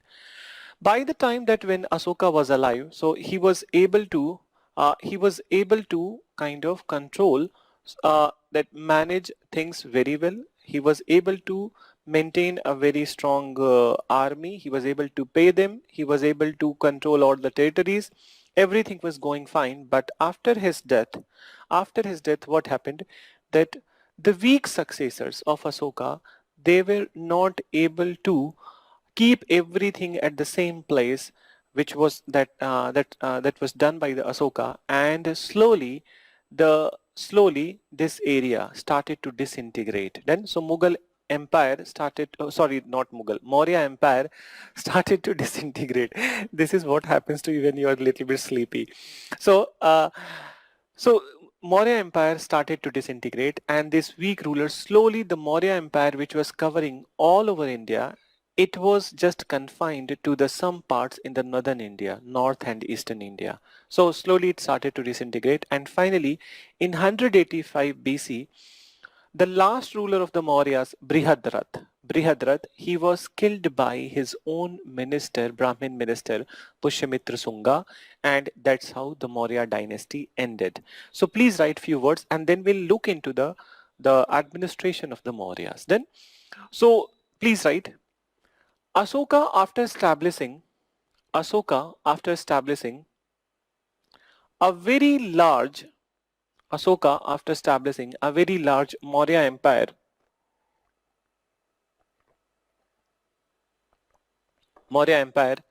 died in 232 BC. Died in 232 BC. After his death,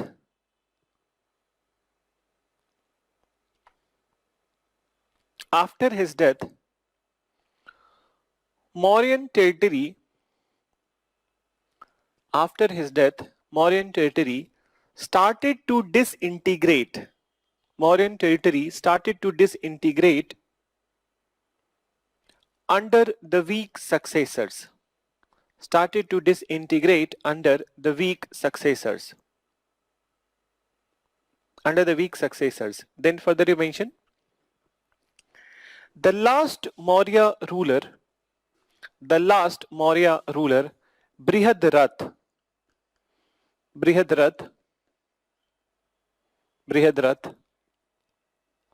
was assassinated by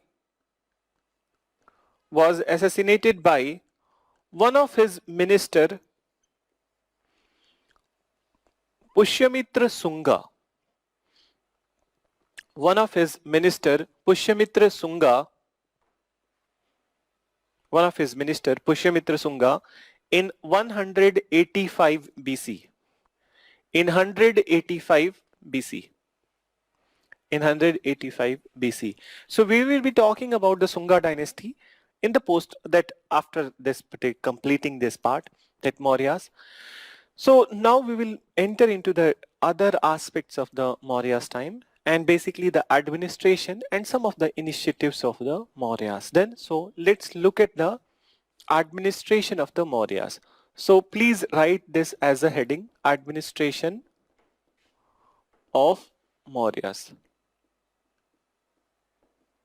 Administration of Mauryas. And now listen, that there were 7 organs of the Mauryan administration. There were 7 organs of the Mauryan administration, and these 7 organs or 7 branches, you can say, they were popularly known as Saptang. Then, so they were popularly known as Saptang, or 7 organs of Mauryan administration. So you write Saptang, and then I will be writing that what were these organs. Basically, this part is elaborately, it is in the syllabus of the political science. Those who are the pol science optional students, so they will be reading in their paper too about the Saptang. Here, we just need that what is there in this Saptang. We just need to know that what is there in this Saptang. So, what are these 7 organs of the modern administration? So please write, the most important is the Swami. Okay? Swami, who is Swami? King. Then Swami or Rajan. Then second would be the Amatya. Amatya, and who is Amatya? Ministers. Ministers.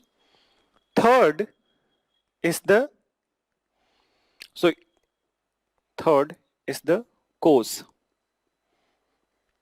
Kos, and Kos is treasury. Then another is the Bal. Bal is what? Army or force. Bala. Then Durga. Durga is the fort. Then Mitra. Mitra. Mitra is ally. And then Shatru. Shatru is the enemy. Now, many places you will find that Durg is also written as the Janapad. So, when some places it is written as a Janapad, so then it just means that overall the territory. So, Janapad, that Maurya area. Maurya area.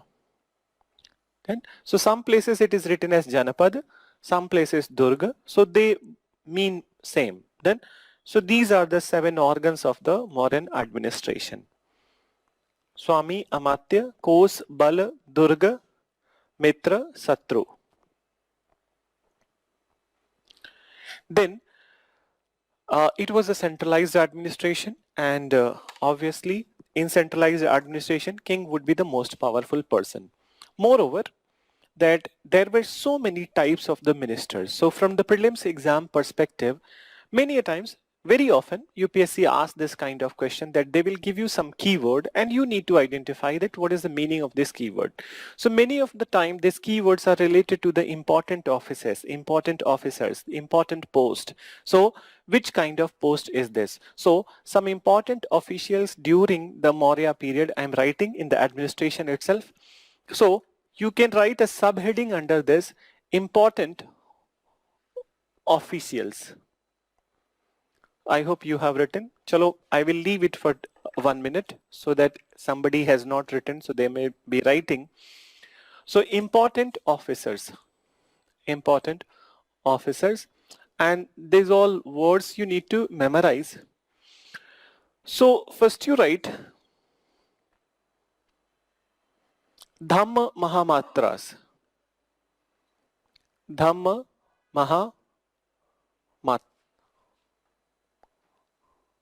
Mahamatyas. Then, so Dhamma Mahamatyas, that they are one of the very important ministers who are associated with the propagation of Dhamma. Then, so minister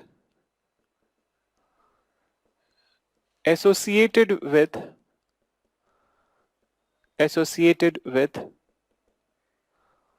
propagation of Dhamma. And what is Dhamma? Doctrine of Buddhism. Dhamma is the doctrine of Buddhism.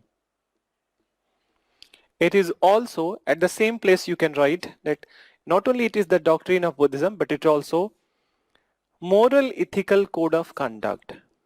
It is also moral ethical code of conduct. Moral ethical code of conduct. So one minister is the Dhamma Mahamatyas.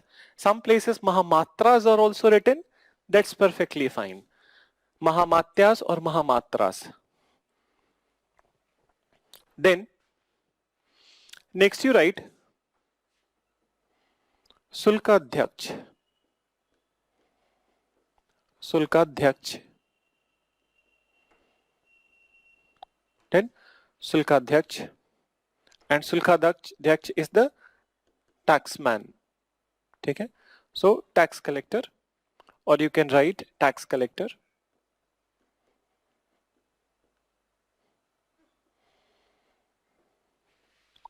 Then you write after this Sita Adhyaksh. Sita Adhyaksh. Then so Sita, the word Sita which stands here, it is referring to the land. The meaning of the word Sita is the land. Then so he was the minister that who is looking after, minister responsible to look after royal land. To look after royal land. To look after royal land. Sulkadhyaksh. Then further you write Nagarika. Nagarika. Nagarika was the superintendent of city administration. Superintendent of city administration.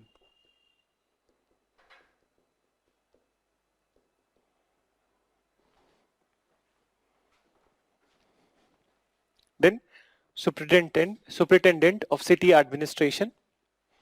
Then you write Bhesaj. Bhesaj, where physicians, or now at times what we call them, doctors.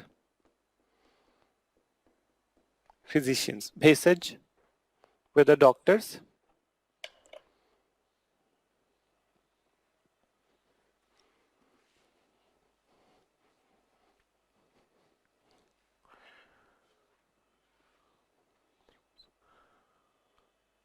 Then further you mention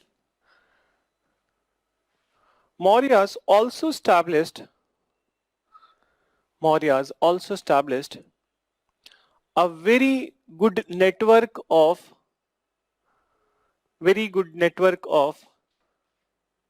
espionage.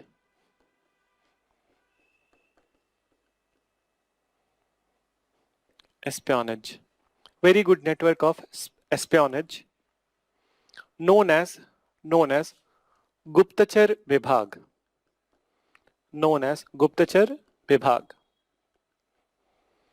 In fact, it was the idea of the Kautilya only that this spy, basically the Guptachar spy. So it was the idea of the Kautilya only, and Kautilya, you know, that he used all sort of people for spying activity.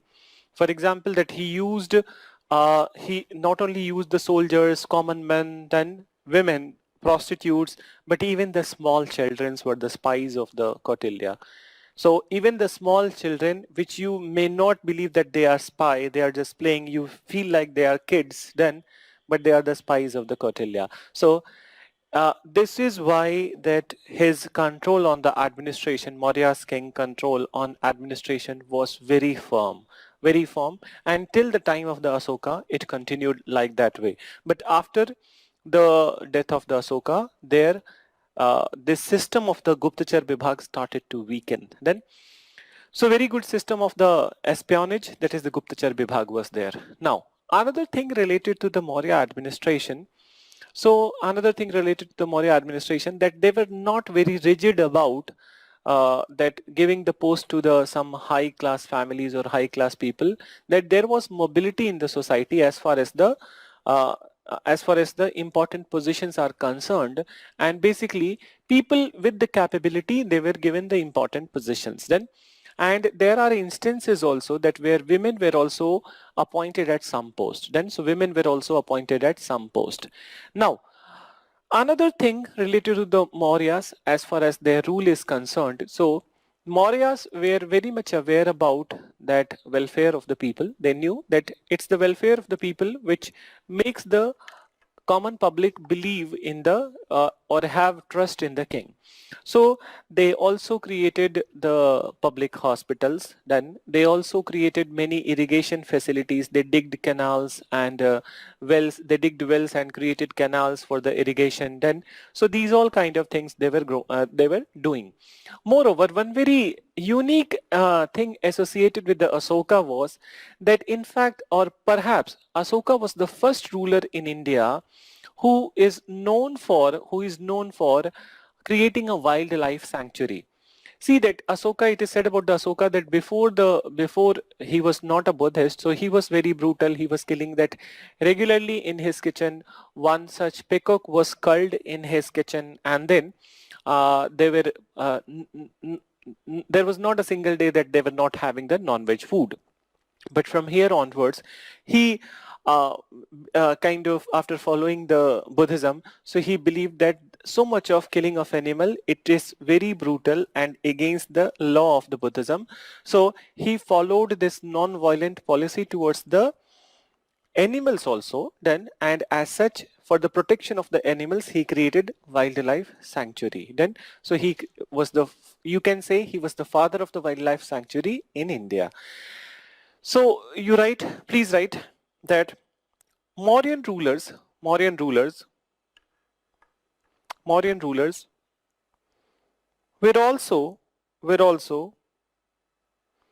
aware about importance of were also aware about importance of public welfare, importance of public welfare, whereby they created public hospitals, whereby they created public hospitals and also improved irrigation facilities, also improved irrigation facilities by creating canals and digging wells, creating canals and digging wells. Full stop. Then you mention digging wells. Perhaps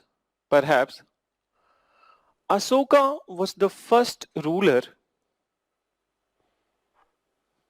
Perhaps Ashoka was the first ruler who created a wildlife sanctuary, who created a wildlife sanctuary for the protection of animals, for the protection of animals, created a wildlife sanctuary for the protection of animals.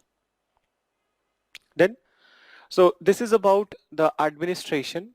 There are one more aspect that I need to discuss. Give me a minute then. So just 1 minute and then I will. So next you mention society during Maurya period. Society during Maurya period. Here I need to mention something which was mentioned by the Megasthenes. Then, so listen first that when we talk about the society during, so who were the Samharta? Okay, chalo. So there are so many names. I will say one thing to you. See that it is not possible that I'll be telling you all these officers of any kingdom, but this is something that you will be doing while you are doing the value addition. So let me, since your question Anina and Suhail has asked, I will tell you that who is Samharta and Sannidhatas.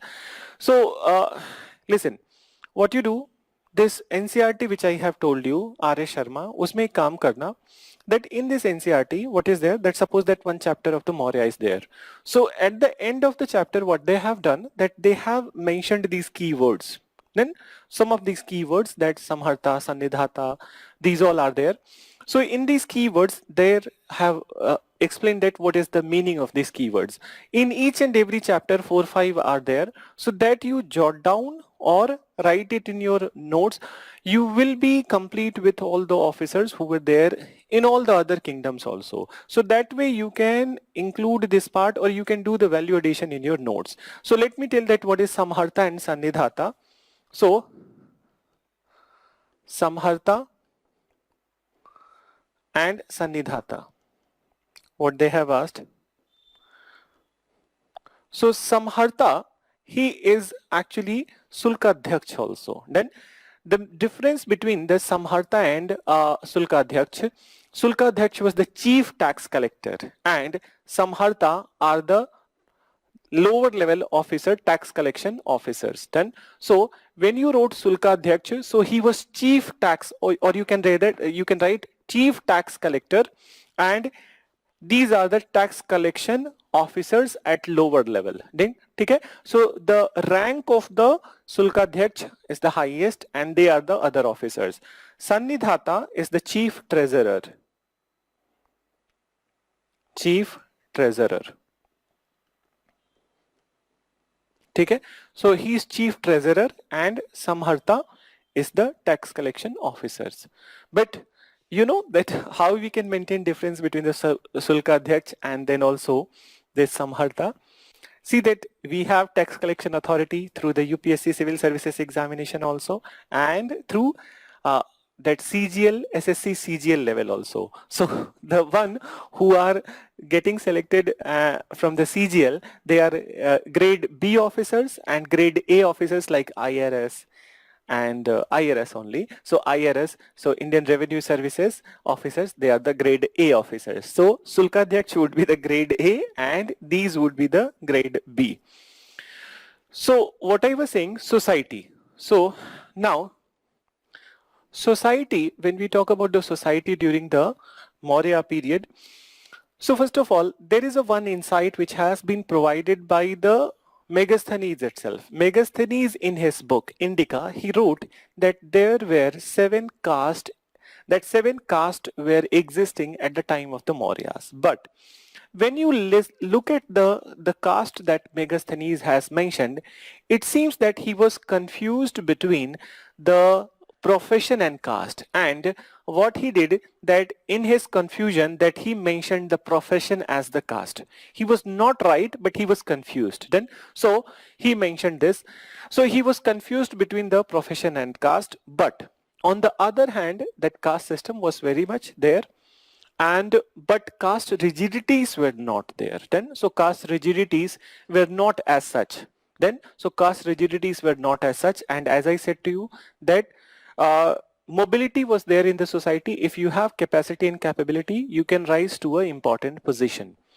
Moreover, when it comes to the respect granted, who all in the society were granted respect or given respect, so the old people, elder people, it is said by that as per the rules of Dhamma itself, then that elder people and then the monks and then the Brahmins, they all were respected. So older people, monks and Brahmins, and many a times that this class of the monks we call as Shramana. So Shamanas, Brahmins, so monks will come under the category of the Shamanas then. So Shamanas and Brahmins were accorded respect in the society, and also the elder people. Women were also respected then. So it was as per the Dhamma that it was said that these all kind of people, that women, Shamanas, Brahmins, they must be respected. So please write that as per Megasthenes, Megasthenes, there were seven caste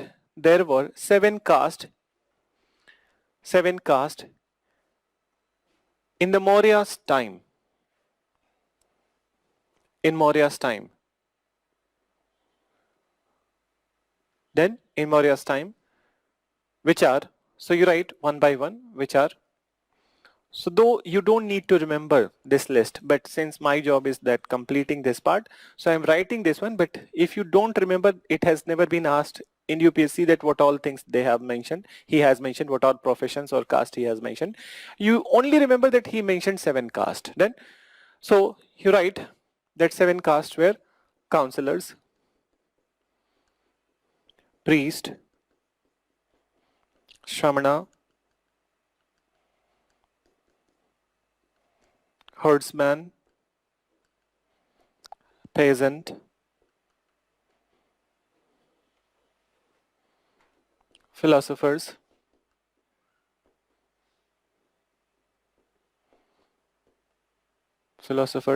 how many we have written? So herdsmen and artisans. And artisans. So can you see that what is this? This is particularly a profession. It is not a caste. What is the caste of a peasant? Then it's a peasant. What is the caste of an artisan? In artisan, you can say that these are the that caste. Then philosophers. Then these are the that people. So herdsman. Can you say that this is a caste or profession? So he was confused between that he considered profession as the caste. So please write that it seems it seems it seems that Megasthenes confused profession with the caste. Megasthenes confused profession with the caste. Profession with the caste. Then further you mention Megasthenes confused profession with the caste. Then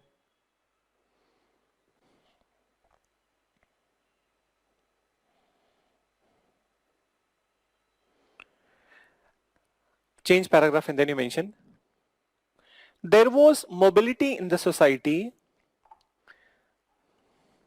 There was mobility in the society.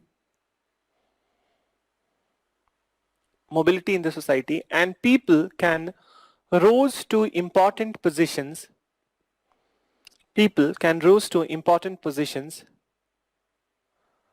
with their capacity and capability. With their capacity and capability.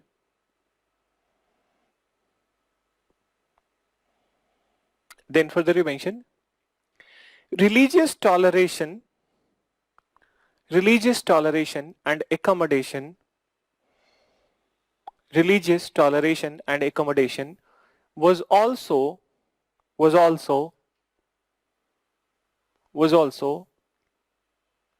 very well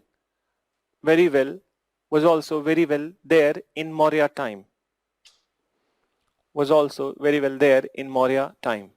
Now let me tell you this example, that let me elaborate this thing.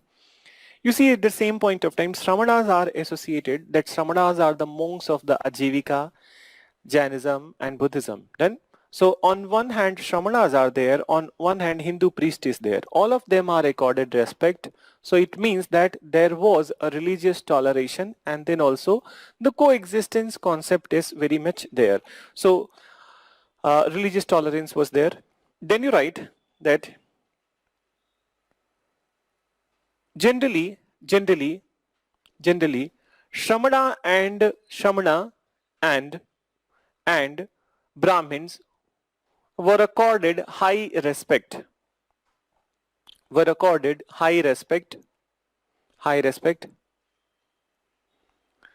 And many a times they were exempted from paying some taxes. Many a times they were exempted from paying some taxes.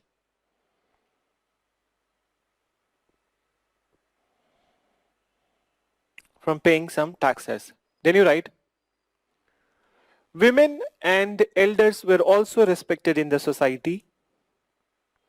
Women and elders were also respected in the society.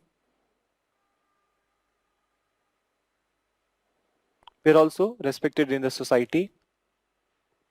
And there were instances of women being appointed. There were instances of women being appointed to some official positions.